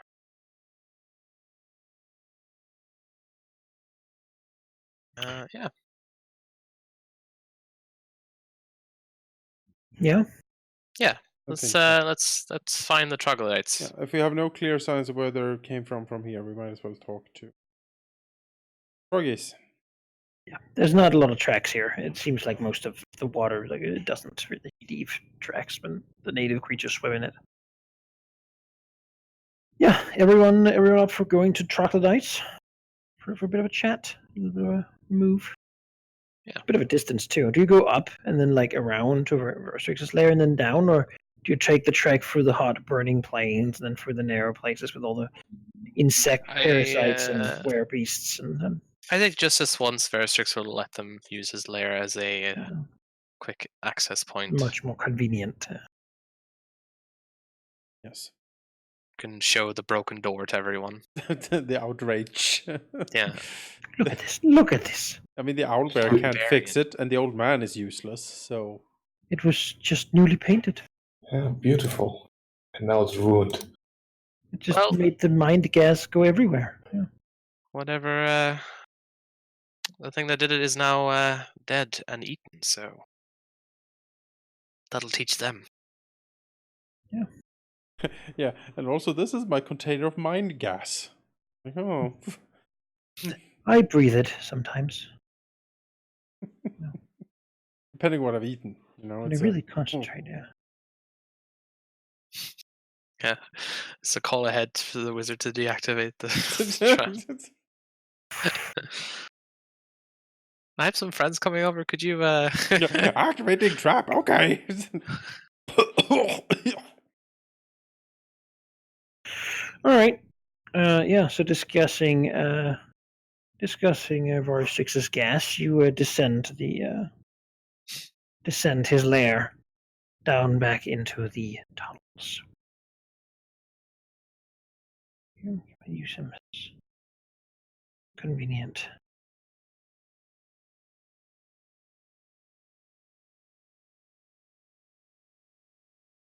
Oh, this is a little more awkward now that he's so big. But guess that's how it goes. I'm now a gargantuan dragon. Yeah. You're not G-size yet. That comes later. At least a game or not. As you begin to move this direction, certainly for these very actually narrow pathways, this doesn't seem to be such an easy way, and at least in the distant future, it might not be a great path to take unless it's expanded significantly for someone your size. It does seem like the troglodytes themselves have used it quite often, as Boristic has confirmed in the past, observing them. They seem to trek through this area here, where he lives, really, to go here and collect like buckets full of this guano to carry it up this way. He's not sure what they do with it there. Moving through into towards what he believes is their territory is certainly confirmed as a horrid stench of troglodyte meets you. It's a smell that is intense, very hard to ignore, and even for dragons is sort of somewhat eye-watering. Not really rotten, it's just terrible. Smell. And they seem to sort of have rubbed it on everything around here. As he goes to look, he does notice something as he moves in, and actually spots what seems to be a patrol of them in the distance. They seem to be in bigger groups than they were before, and also to be a lot more wary, particularly looking up to where something might fly as they move. Beyond that, they have some new types in them that doesn't look exactly like the other troglodytes. The creatures being sort of bulky, armored creatures whenever they're battle bred, basically, and then more sort of slanky lizard-like when they're just the common one. They seem to have what looks like some sort of twisted snake people with them. Twisted snake people? Yeah. Ooh. Oh, what a twisted snake person. So is it like a snake with arms, or how am I? Yeah, it's like a person, but the head is a snake. Oh, the head. Okay, so they do have legs. Yes. That is important to me. Okay. Yes. Okay. Conversation's like, what is this? Does he know what this is? This creature? He has seen things, but Verdolith actually, who might know about something, because she has a somewhat knowledge of snakes, and this appears to be some sort of mix between a person and a snake. It might actually be a were snake. Yes, were snakes. Oh no, were snakes? Mm-hmm. You want a nature check, Manaki? Yeah, please. What the fuck is with these weird were creatures? Were Let's crocs see and were how snakes? much.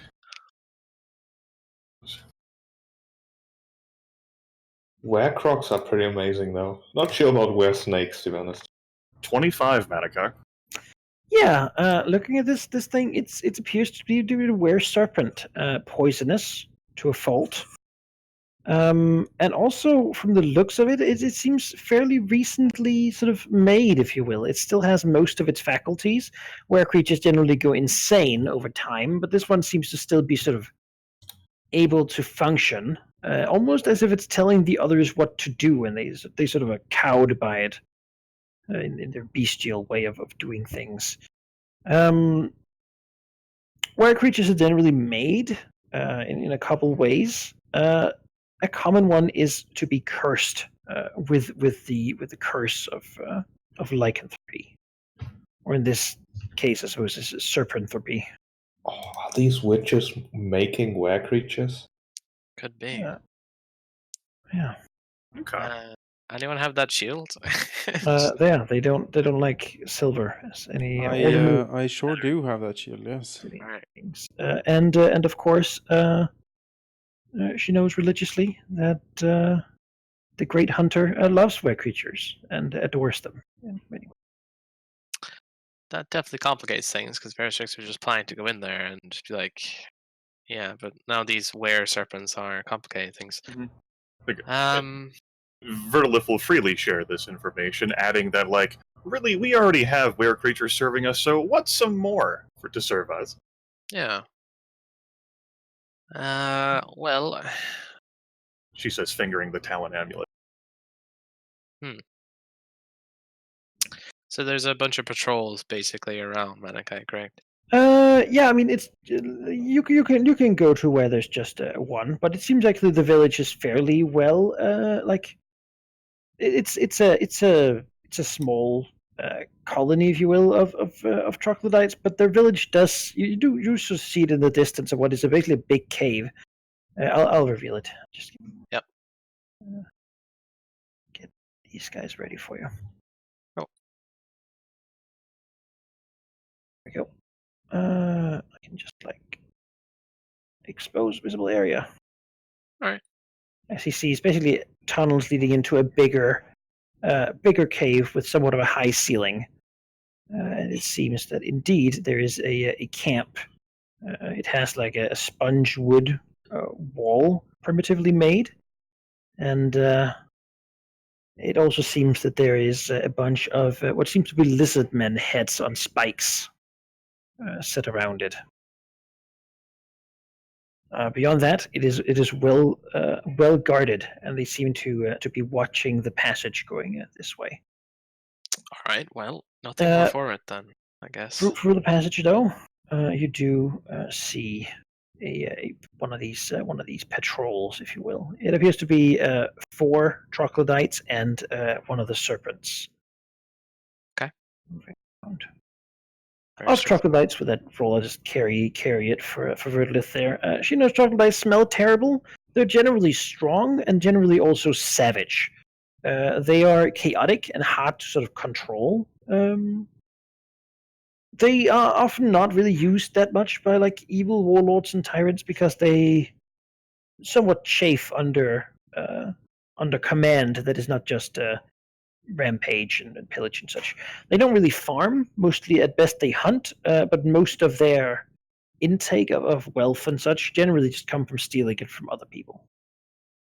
They're sort of a reptilian orc almost. Okay. So they're not usually used as underlings, but in this particular case, they are clearly No, I taking mean- orders from something that is Yeah. powerful enough to. You control them. wouldn't generally put them in an army or something, but tribute is certainly something they can that's All right. they do best with autonomy, if you will. As this seems to be a hunting party that you could sort of manage to. Yeah. Let's intercept them. See what.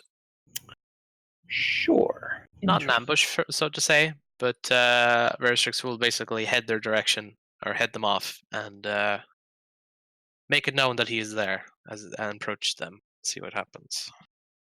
Yes. Very well. Let us put you here. Veristrix can come here.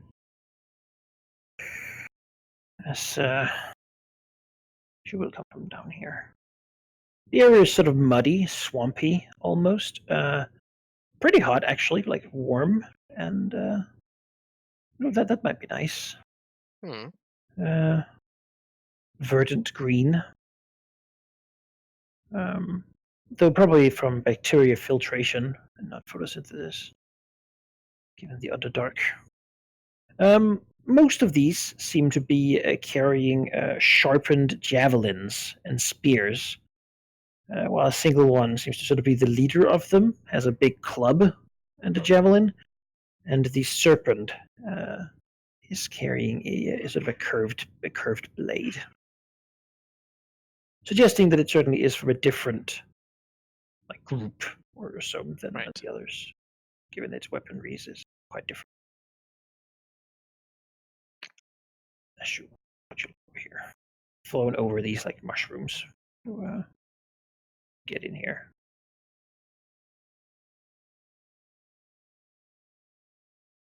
I should reveal them, shouldn't I? As they're making their way, as you sort of come over here, though, the serpent sort of stops up and hisses, visibly. These guys, fortunately, generally speak a dialect of Draconic. So, yes. Troglodytes rarely speak Common. All right, that's good to know. But yeah, they're generally not smart creatures. They're very brutish. The serpent, though, does seem to have some cunning in it. as it says, like, halt. Our quarries have arrived. We should alert the tribe and the mothers. To which the big one looks and says, "No, we investigate first. We'll not be a coward. You, spread out." Says it to the others. They will do that. Readying their javelins that seem wicked sharp and unpleasant, as the dragons have had some experience with ranged weapons in the past. Right. Vertrix will step a bit forward, announce himself, and say, "I am Veristrix," and looks at the were serpent with like squinted eyes, studying it, and says, "You say I am quarry, and yet I cannot be so if you take me to your leader."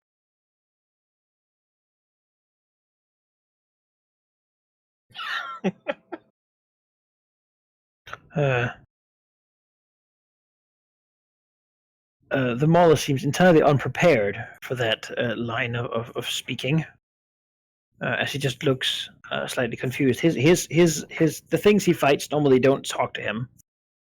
Yes. As the serpent will look to Veristrix and say, "Yes, you will surrender, and then we will speak to the mothers." There is no surrender. I will come with you willingly. I require information, and that is why I am coming with you. He seems well pleased. The mothers will already know what you have decided. Worm, you will come with us if you want to or not.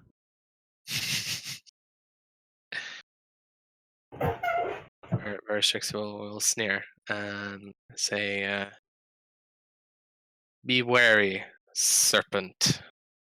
If you try anything out of order, then you wouldn't have existed in the first place." As he will walk up to them, and This guy steps forward with his club, like raising it up, like, "Oh, yes, you're gonna get clubbed." as he raises his club, Verstrix will look at the were serpent and say, "Example," and will attack the mauler with a force grasp. I think they're gonna go into initiative then. All right, They are not smart enough to really get what's going on here. that's fine. It's just like Serpent might, Veristrix, but, like trying to like cope The with his others initial want to join level. too, yeah? Yes. Yes, if there's a fight, we're gonna. I guess Vertil as well. Alright. She's like, Veristrix is gonna go subjugate these creatures. And this is how Veristrix like diplomacies. Yes, he will do as he said. He will grasp the mauler, fully powered grasp. That is a crit. Why? That is okay, yeah. 29 force damage. As the invisible hands rip and shred its bones, and is immobilized too. Cracks it as it begins to like just laid out like a roar of anger, like roar! Yes. Bad! You know. Yeah. He will action point and use his daily living missile on the mauler as well. So let's do that. Right. It's immobilized, and he has vicious advantage, which means he gets combat advantage against him.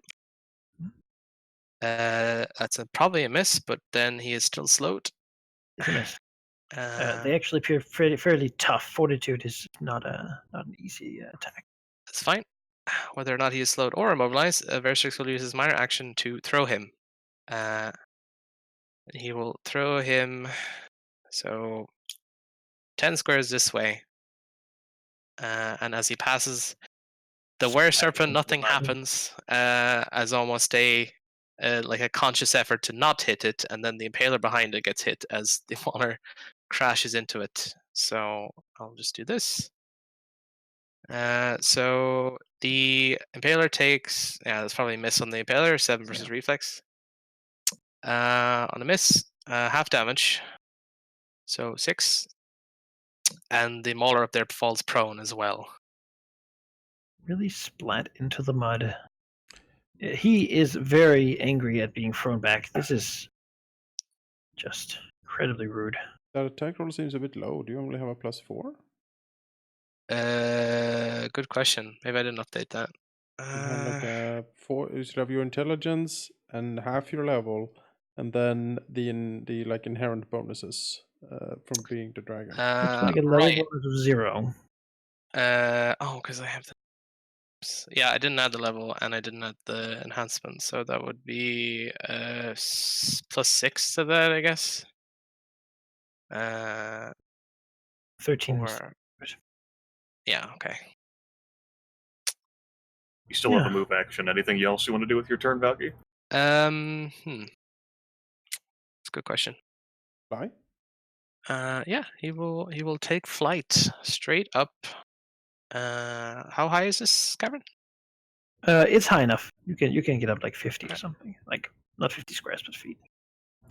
All right, we'll fly up 15. 3 squares. Yep. Roar. Frustration, because these creatures do not have the intellect to understand his power. Troglodytes are brutes. Yeah. Force it will have to be. He's done. Yeah, I mean, they'll do what they were ready to do and try to impale him. Impalers, after all. Moving up and throwing the impaling shot. Chuck in a javelin. Nope. Missing. And the other one will try to do the same. That is certainly a hit. Right, and he'll throw his other javelin. That is also a hit. Yeah, as the javelin first one strikes and then the second one follows. He lets out a roar. Sure. At the hunt. This is what he knows. Now he's not so confused. They also smell terrible, by the way. So if you're next to them, you have -2 to attack rolls. Okay. Verlith. All right, Verlith's turn. Verlith briefly considers yanking Veristrix out of the air and decides, he put himself in the situation. This was his form of diplomacy. She'll move over here, like so. As a move action. As a minor action, I'll go ahead and throw out my temporary hit points. Woo! And then, as a standard action, that Impaler probably wants to get around. So I'm going to 1 power point, a lodestone.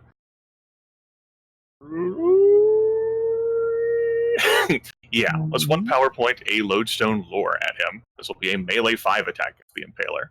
All right. 26 versus Will. Yep. Let's pull him 1, 2, right here. There we go. He takes 5 damage, and he can only move to squares that are adjacent to me until the end of my next turn. All right. That'll be the end of my turn. The serpent. Yes, sorry. The serpent hisses, "Traitor, betrayer, you surrendered."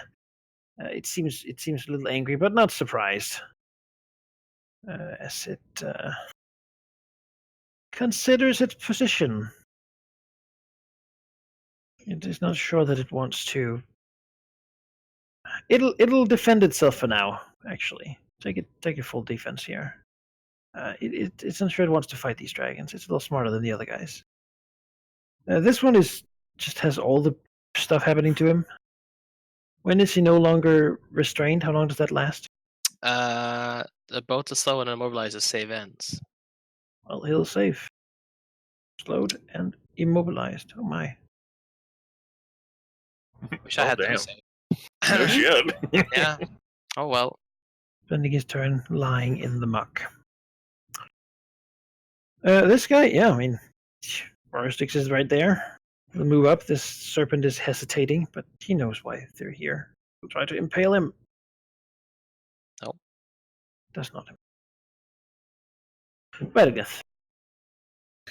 Well, this is certainly a case of miscommunication gone wrong right here. Take me to Valignant the has never leader. done that.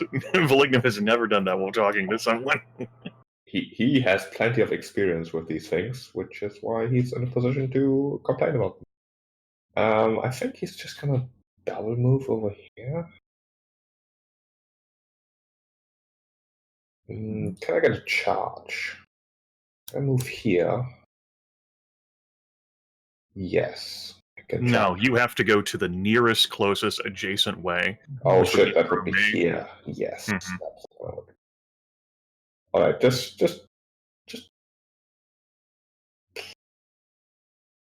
double move here. Okay. Not really accomplishing much, but Tyraxus. All right. Well, Look at these creatures. Also kind of blue. excuse me. Tyraxus does not like that implication at all. Thank you. He will go What here. is blue? Yeah, and he will charge here. All right. There's some foliage and such, but he just barrels through it. Bush is not going to stop Tyraxus. Ah! All right. That's a hit. Yeah.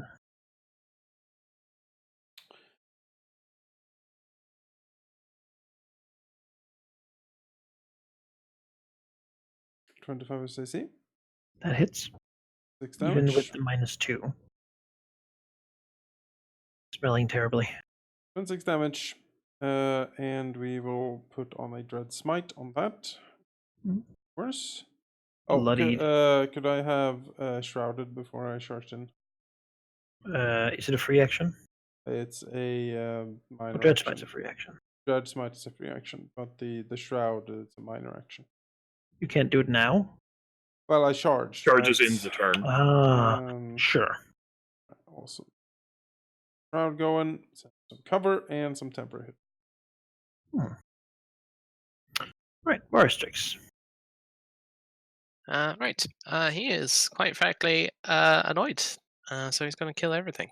As he does. Good solution. It's pretty easy to annoy him. Yeah. How did you peasants not understand my... Yeah, first the door, and now these creatures just not understanding simple draconic speech. Fucking the door? imbeciles. I love it. He's still resentful. Yeah. Cross me once, and you will die. Let's see. Right, he will power of his force grasp again. He will attack this impaler and this one. All right. 2 attacks, top to bottom. 25 and 19. Yes and yes. 12 No, each. wait. And Fortitude. So 19 does not. Okay. 12 to the one that got hit and immobilized. He's immobilized. All right. He will fly back a bit. Actually, he will fly. Let's see, force gives him 50 feet up. He will fly down as he does so and basically land down here. The troglodytes seem to take a brave fool's approach to fighting, seemingly wanting to just, get in there and do some damage and probably die, but they don't seem to consider that option. Yeah. While the serpent seems to certainly consider that option. Possibility. Yeah, that's him. All right. For Impaler 3, since I'm allowed to take free actions even during another combatant's turn, according to the book, I just checked to confirm that, I do have a free action mark that I will throw on Impaler 3. Okay. Yeah, I mean... He has to move the squares that are adjacent to me, thanks to the Lodestone lore. He'll shift over here.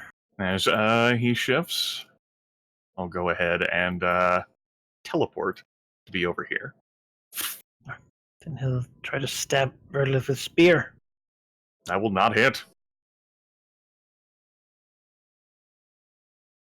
This one will take his ongoing. Shift back and try to throw a javelin at Torax's face. Failing to do so, but saving from the ongoing. Rodolith. Okay. Let's see here. Since Veristrix has mailed in the situation, that's fine by her. Minor action is going to be to breathe poison over those two clustered over there, the Impaler and the Were Serpent. Yeah. Let's see here. That's a 25 versus Reflex and a 10 versus Reflex. Hot for 6 damage. Were Serpent dodges behind the other guy, but he certainly hit for 6. Okay. Makes sense. Let me convert my move into a minor action, and I will spend a power point for a Battle Mind's Demand, which will mark Impalers 3 and 2 until the end of the encounter, or until I use this power again. All right. And then a standard action is going to be an unaugmented Twisted Eye attack on the Impaler 3. 15 versus armor class, excuse me. 15 doesn't do it. Yeah, didn't think so. That'll be the end of her turn. The body. Yeah, I think the serpent here is gonna be looking at this and decide that no, this is not gonna go well for him, and like he's outnumbered almost by dragons, so he's gonna take this chance to just get out of here, you know. If you put it that way, that sounds terrible. As he moves over here, and we'll take his basically this terrain is pretty perfect for him because he has the power to just shift and become a snake that then slithers into the mud and sort of tries to get out of here. This guy scoffs something at it, the silly coward snake thing. He is a big boss though, and he's gonna stand up, and then he's gonna come walking right back here. Not the fastest boss though, but he's on the way. He'll teach these dragons what for. He knows that lizardmen fear them. He doesn't. This guy is restrained. Yep. For how long? Until the end of my next turn. Well, then he's going to do defense. Titanic will take the opportunity flank. Thing. Sure. And then, since this troglodyte seems a bit stupid, let's try to befuddle it. That's gonna work. Probably. Well, 24 versus Will. that hits you. 9 damage. Wrath of Befuddlement reversed. Yes.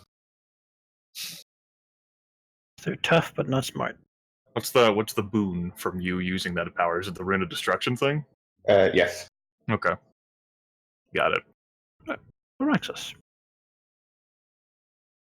Yes. More ranged people. Yeah, that's what to find in this regard. I guess the slithery snake has slithered away.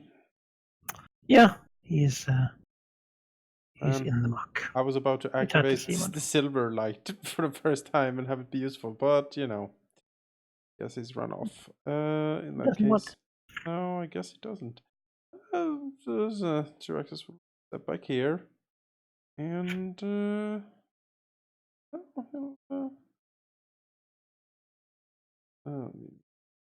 measuring here. Concentrate fire. He will charge. Screw this guy, right? Yeah. 33 damage. Crunch. Yeah. Smashes into him with claws. There you go. Breaking him. Yeah. Warrior Strix. You're no longer the person who has everyone's attention. For now. Although the Impalers seem to like hunting weakened foes. Yes. He isn't actually bloodied, so. Right. He will try and make the Mauler attack his friend. Oh no. Trail. Oh no. 27 versus Will. Oh yes, his friend looks like Alright. the Mauler worst. slides 3 squares towards and +3 to attack and damage. The Mauler is also dazed. Oh no. He's dazed. And he marked his friend. He does +3 damage. Overwrote my fucking mark. Deals the mark away. You dick. I says, get in the fight! Angry that the other guy isn't actually there. He was mobilized before. Let's see. Yeah. Can I do something? No, because I'll hit twice. Okay, he is done. Sure. This guy. Shift over here. Makes sense. I will blurred step. Woo! Teleport as a free action, putting me here. So I just stab or lift the spear.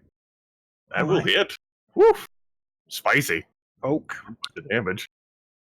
Yeah, they're pretty good with their spears. It seems to these hunters. Impalers are basically the hunters that send out to fight off all sorts of underdark nasties. Well, the big guy there is just supposed to take the punches. Hurleth. Ow! My face.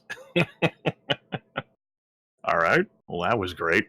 Let's go ahead and use a standard action on a unaugmented Twisted Eye attack against the Impaler.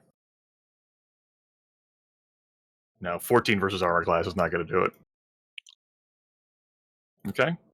And then, Yes, that does not hit. and then she is going to shift here. Oh, wait, by the way, shouldn't he have punched himself?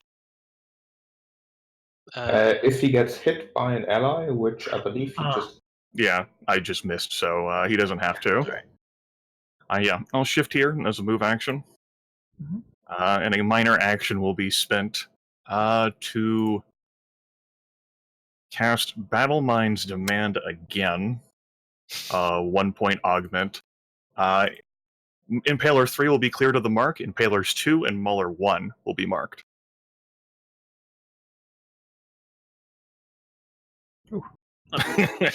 Marked. Not forcing him away. I'm out of here! Ah! Alright, That'll be the end of her turn. sure. Yeah, I mean, he's not very smart, this guy. He's just going to go over and, like, fine, Dragon thinks it's something. He'll go over and try to smack it with his He club. can't. He's dazed. He can't move and attack. That's true. He'll move over and prepare to smack it with his club. Yeah. This guy? Yeah. Even his thick head is beginning to consider some things here, but, you know, Very it's not slowly like Underdark consider. creatures generally let you go. So he's going to go over and try to stab it with a spear. That will miss. They don't have that many javelins per guy. Infinite javelins. Well enough. Well enough. We'll move here. And a dragon breath for these two. Mm-hmm. Left one first. Ooh, that's a 1. Right one. 20 Yes. for 8 fire Muller is damage. not the fastest. Well, he's actually decently fast, but it's still the worst thing. 8. Ooh, he's bloodied. He's scorched a bit. That just seems to make him angry. And maybe I should have focused fired better. Such is life. Because fire. Yeah, Aha. but spread Oh. fire. Wait, I still have a standard action. All right, sure. Yeah, do it. And that then like? some wrath against this guy. Right. Very angry at him. Reverse it. Rav 360 no scope. Yep. Flip through a mirror. Just hits. That'd be What 20 you do? versus armor class, of course, due to the Oh, Impaler's that scent. missed. Delivered by She can't look at him because it smells so terrible. delivered These things by stink. XXX Valid XX 420. Yeah. I can't be angry at the smell. No, it's like, No scope. That Mauler's dazed, so you'd be able to charge it straight up from where you are really? and get combat advantage. Well, that's nice. Let's see here if I can actually just get around anyway, so I can just get into everything. Yeah, I can go there. Back. Hit it in.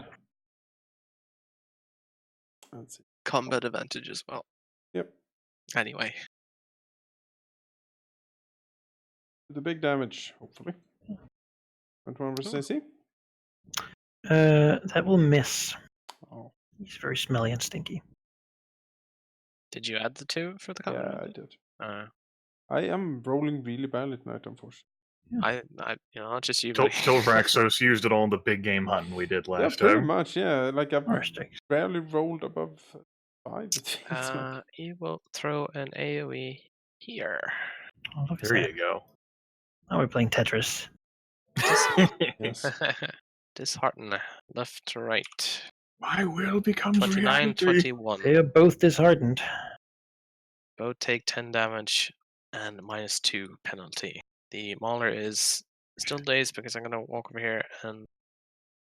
How do I angle this? Hold on. Can I do... No. You'll go here.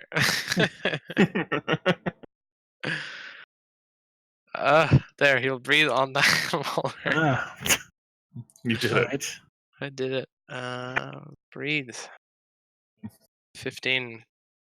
No, 15 doesn't do it. Yeah, my breath is terrible. Anyway, that's fine. He's And done. he's no longer dazed right now at the end of your He's no turn? longer dazed, yes. He smells so bad that he can't smell your terrible breath. Wow. Excuse me, that's rude. It's not terrible. You said it. I bet my roll, not how the breath, but okay. He'll shift over here. Mm-hmm. He understands flanking. And will attack with a +2.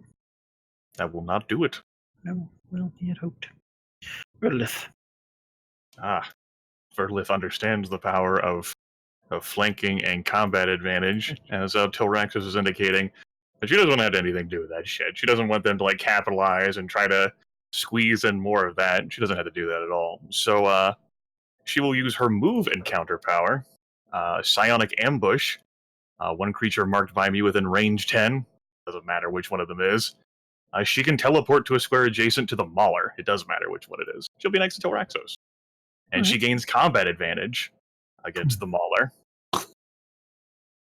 And we'll follow that up with an unaugmented Twisted Eye attack against the Mauler. The combat advantage will negate the stench. 21 versus armor class. No, that just misses. Damn it. Thick, stupid Trog hide. Yeah, they're tough, but very dumb. Alright. That'll be the I would say a 6 intelligence. That will not be the end of my turn, because I will action point. Oh my. So I have 2 of those, so I might as well spend one. Yeah. Makes sense, right? That's not the thing. That's initiative that you're adjusting, Grimmett, not action points. Don't lower your initiative. It's already low enough. We'll do that again against the Mauler. 31 versus armor class. That hits. Alright, 14 untyped damage onto the Mauler. Smash. He could not take another hit of those. Alright, that'll be the end of my turn. Turning around like stay still. You know, he's very frustrated. These things, they just don't fight fair. They keep popping about everywhere. That's the end of my turn. Yeah, no, I think he's mad. But he knows the Vertus is going to move, so he's going to hit Tilraxos instead. That's a much better idea. So the -2. Okay, I will absorb that attack as an immediate It will interrupt. miss. Yeah. Well, I'm not knowing that. That's See, true. I have to make that before he's making the attack roll. All right. It's an immediate interrupt. Yeah. So, as an immediate interrupt, I will use my Lightning Rush ability, which has a rush across the battlefield. It's an enemy within 5 squares who's targeting an ally with an attack. I am already adjacent to the triggering enemy, so it does not need to move here. And I'll go ahead and make the Lightning Rush attack with a 2 power point augment. Will take me down to 1 power point, and see whether this hits, because it might influence something or another. Where is it? That's 22 versus armor, which would be Yes. Well, Okay. that would be -2, right? Hello? Or is that in there? 20 doesn't hit. all right. I In that just got case, started, if you can still hear me. there'll be no Yeah, yeah. damage. Yeah, we can hear you, and that attack will just fire off against Tilraxis and miss. All right. Okay. Well, this guy. I mean, the big guy's still up, so it can't be that bad. He'll just try to stab Bird with the spear. That will miss. Bird. Sheep. His Discord is flickering. He'll just Uh, delay until after Tilraxis for now. Tilraxis. Right. Traxxas will use his lightning breath to hit these two troglodytes. Mm-hmm. The furthest one away first, the Impaler. That is Yes. a crit for maximum damage. 11 is it a d6 damage? I forget. And Yep, it is. all right, well, go and yeah, go for 7 damage on the Mauler. It Nice. hits. All right. What fantastic news! You know what else is fantastic? I can hear people again. That's okay. Hooray! Did you say the Mauler died, or No, he's close, very close, but not there. fine? We'll have to do goddamn normal swing then. Baka.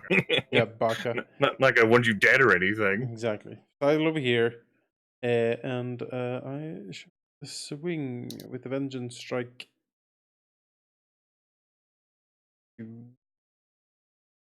Bonuses or anything really, because since yeah, Yeah, that hits. 17 damage. Squish. There we go. Fine. Crumbling him. Bravado till the last. Alright, Traxxas is done. All right. Well, this also seems to demoralize the others, yeah, they seem to be wanting to bail on this endeavor. Maybe they can throw themselves upon our mercy. No. Maybe they can just all die. Yeah, How about that? They will die, or will kill them. Sure, let's shift here and then smack this guy. Veristrix tried to already talk to these stupid creatures. He'll never do so again. No, he's not. For natural one, alright. So Maybe angry. they should survive. Restrix. Grasp the Impaler that isn't surrounded by 3 dragons. 28 versus Fortitude. Yeah, that hits. Impaler 3 is slowed and 9 force damage. Cannot get away from me. So slow. Let's see here. I think that's I can do. Nope, not really. Alright. That's him. Well, need speed is 2. So I'll move here. And there. Alright. Verdlith. Okay. Verdalith will look at the Troglodyte Impaler too. Mm-hmm. Verdlith. Unaugmented Twisted Eye attack will be a 21 versus armor class. No, 21 just misses. Wait. +1 from Velignasaura. Yeah. Well, then yeah, it's Okay. Right. 10 untyped damage. Schmack. He like goes to a knee, like coughs up some of his blood. Like looks up, he knows he's going to die, but he dies as a warrior, as a killer, a murder beast. She ends her turn. Shifts over here. Teleports Actually, right here. Try to stab the dragon. Nope. No. Well, now it's time to die like a murder beast. Charge. Like so. Yeah. And let's do it. Do it to it. I hear that. Yeah. It's like you have combat advantage, like I moved over here. Yep. Go. 2 hit points. Somewhat overkill. As they're smashed and broken. Dragons have no fear. No. Well, We let's don't. not be hasty here. What are you talking Take the about? whole village of them. I think the No, closest. dragons have experience of assaulting your defensive positions by things that use ranged attack a lot. That's the closest we got to fear, I think. Fighting. We keep doing this. Yeah, we do. He has a goddamn bow or a goddamn spear or a goddamn harpoon. Anyway, You still with us, sheep, or you gone again? complete the mission. I'm still here. It's your turn. It is my turn. Move here. Smack the fool. How about that? No. No. Wait. Vertex will use his immediate reaction to change the AC into versus reflex. If that No. hits. Oh, well. I might retrain Well, that. the impales are somewhat faster than the mauler. Yep. Dodginess. I know you tried to make use out of that, Valky. Yeah, Nice. it's useless against. Well, yeah, I'm gonna get rid of it. Shift back here and he'll grasp him again. Crit. 19. He really does not want to let this guy go. Still slowed. Fairstrix has been too damn offended by these stupid fucking troglodytes. Wow, this is worse than the door. Can't Jesus. shift when he's slowed. Wow, worse than the door. Good. Where's the? This escalated quickly. Dab, Yeah. Valigneth. No. Okay. No, it won't. Because an immediate interrupt will fire off. Because Vertilith has that. God. As Vertilith will move the. Let's see here. Yeah, I can move my speed to a square adjacent to the triggering enemy. Like so. With a lightning rush. Attack, which will be that. 22 versus, will be 24 because I'm flanking. Yep. 24 versus armor class. 10 untyped damage. The attack is directed towards me instead, which misses me. And I don't get my standard action on my next turn. Alright, well, we have a move in minor. Alright. Minor is going to be used to mark him, using my Battle Mind's Demand. It's on my turn. Soraxus. Well, unfortunately, I can't reach him now because of positioning. We've managed to insulate him perfectly. Managed to protect him perfectly. His from armor, me. his dragons. Yeah, he's wearing dragons. We'll prevent you from padding your kill count this time, asshole. Wow. Yeah. All this hatred. Ah, well, actually. Let's see if I can squeeze. Hang on. Excuse me. No. No. Oh. Maybe he can run if he runs, Oh, maybe, and then Damn jumps. it. Yeah, can I run and charge? Is that something I can do? You can run for extra, I believe, 2, but Yeah. -5 to hit and combat advantage to enemies. That's fine. I'll run here and then charge. Screw this guy.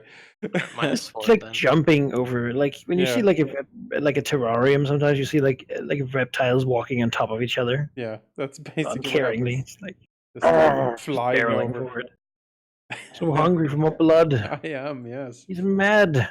I am Right, so mad. this would be the total -6, 2 from the stench, 5 from the running, and then +1 for charge. So, Yeah, and flanking. So, And +1 from Villeneuve as well. all right, so look at that. -2 in total then. Penalty 2. Bonus that. Oh, no. No. Oh well. Even It was after worth a all try, that. Villeneuve smack. He doesn't think he's I am going to get away flanking. now. He begins to feel like it's 25. not a. That hits. For 15 damage, and he's Whoa. vulnerable too. I mean, he is dead, but Is he though? I mean, he's not real dead yet, but he's not gonna get away. I can predict, without being a hack coven. Hmm. Yeah, that hits, and you know what? That fits perfectly to end him. There you go. Fitting for Veristrix to do that. He pop his Shit. mind, or like, I guess you force grab, so Squeeze. it's like a Squeeze his head until his head he, like, bursts. Yeah. implodes somehow. Yeah. Vertex shakes his head and says, "It was a mistake to even give these creatures any moment of my time. The witches have taken them over. Their claws are too deep for me to pull out with words. I mean, you Looks- did attack one of them. Looks civilian. They do not understand. That is enough. Drugs. They're simple brute creatures, and that is what they understand. Kill enough of them, and the rest will follow. Berserk's nods. Yes. There will be no talking today, only claws. That's a good day. Vertilith like closes her eyes briefly, like thinking to herself, like, if Bessarek could have just put her with some better dragons. Bessarek worked with what he had, you know. At that moment, she misses Bessarek and also understands him completely. Yeah, I think that's a good point to end it as well. Yes. I think so. Next time. Hags. They all die. That was encounter 5. Look at Oh. that. Wow. Wow. Wow. Wow. Wow. We can That's take some words from Valgnith as we if anyone needs it. I wasn't really hit combat, so Veristrix had javelins thrown at him. yeah, that's Like, what I'm thinking. it was a big deal. I lost 2 HP there at the end. Not a big deal. Heal me, mean, please. Thank Here's you. 2, plus 10, and plus 5. Oh, yeah. To your normal healing surges, so Plus 10. That's probably enough. Yeah, Jesus. your healing surge plus. Thanks. Thank you. Alright. I had a lot of fun. Thanks, guys. On smacking some things up. We're not done yet, though, because you need to be informed of the good news. Good news. That's right. Whether we killed those goblins or not, you're going to have to worry about leveling up between this session and next. Oh my god! Unless the curse of the witches was negative experience. Have been. No, I hope not. The real What? experience was the enemies we made along the way. Oh. Yeah. Ugh. Alright. What's XP? Well, you Did we have kill the fought goblin? some things, and you've also killed the goblins Yeah. as a goal. So you'll have 2 free goal slots again. Which means you have earned, as a group, 5,147, which is a nicely not round number there. Which is then 1,286 per person, which we will then add to our total of 12,760 for 14,046. And level 8 is at 13,000. Hooray! Nice. Yay. Power up. Be Yeah, 14,046. as perhaps as your dragons have awoken, sort of gotten a stretch, you know, Mm-hmm. of days, they find that they have come into new strength in their age, and maybe that's actually a pretty good feeling. I like it. Ooh. There you go. That's the good news. Oh, Yeah. That's +1 strength to and the +1 week. charisma. I am more powerful than ever before. Right? You folks get a feat along with Yeah. that. I need to consider this feat. And of course, you might want to retrain something if something has egregiously offended you. Yeah. Looking at you, I'm no ranger with two-handed bonuses weapon to attack. expertise. No. Yeah, what? Yeah. All right. We've never had so many fights before without taking a long rest. We're looking to have maybe another one at least. Yeah, and we're actually reasonably well off as far as resources are I concerned. mean, you're powerful, which means that the scale of, like, the higher up in level we get, the more of a scale there is on the possible sort of enemies, right? When you're level 1, there isn't really an enemy that's sort of weaker than a level 1 minion, but now there's a lot of things that much weaker than We fought a lot of enemies that could not really get through Valignith until Raxos' armor class. Yeah. You're just I have been investing heavily into AC, and it feels like it's finally paying off, which is nice. It's because we're not fighting fucking crossbowmen. It's nice to feel like a powerful dragon from time to time. Being, It all depends on what you do, right? Because I'm sure you could find something to punch that's still tough and big. but that fire giant seems pretty going nasty. to fire giants would be much bigger than hill giants. It's like a much bigger deal. I mean, in the grand this is scheme. 4th edition in D&D, so yeah, there's like death titans, like level 30. It's the elite Forgotten creatures. Realms. It's like a really old world. There's a lot of shit. Right. Bad things. Along the way, we advanced some roleplay, particularly with Veristrix, who seemingly tried to conduct what he thought was diplomacy, and it ended up just being like, "Fuck it, kill him, done with his shit." Yeah. I really like that. It was like, oh, you're gonna come with us. No, I'm going to come with you. What? Snake Man, you don't understand the situation here. I'm coming willingly. I'm not surrendering. Fine, I'll just fucking show you what I can do to you. It's like, Oh, these damn troglodytes don't understand anything. It's that weird thing in EU4 when you really want someone to accept your peace. The best way to do it is to completely occupy them, and then you can make them take your land. Yep. Yeah. That's the plan now. oh, That's right. I know. I will subjugate you by squatting all over everything you've ever owned or loved. I'm also liking that we're pursuing a very strict goal because we haven't really before. Time for the purple guy to get some stuff. I mean, it's also more because I haven't really figured out what I wanted to do until like recently. So Well, now we want troglodytes. I want Delicious them to fear me. So let's kill most of them, and Yep. then That's how we Yeah. do. Yeah. Like drawing a play from the Valignif school of how to resolve I mean, situations. that's the thing. But with the class of minions we can currently have, this is how we like handle them. Yeah. I mean, I think Valignus' handling of potential minions is let's kill all of them as step 1, and step 2 is oops, that was too many. It all went downhill from the first kobold encounter. Like we never. It did, and like every small creature since then, like Valignif's just scarred. Like It's bad. next Well, session though, yeah. might see us some were snakes, fight some like Were lycanthropic snakes. creatures till Raxos can shine with silver light. What the fuck, were snake? I'm not okay with that. Yeah, it's Well, How can you be a were snake? No. I mean, it's technically a very serpent. They're No, poison. no, Manaki. What have you done? it's not something Manaki invented. It's a forgotten realm. I don't know. feature. Yeah, there's lots of these things.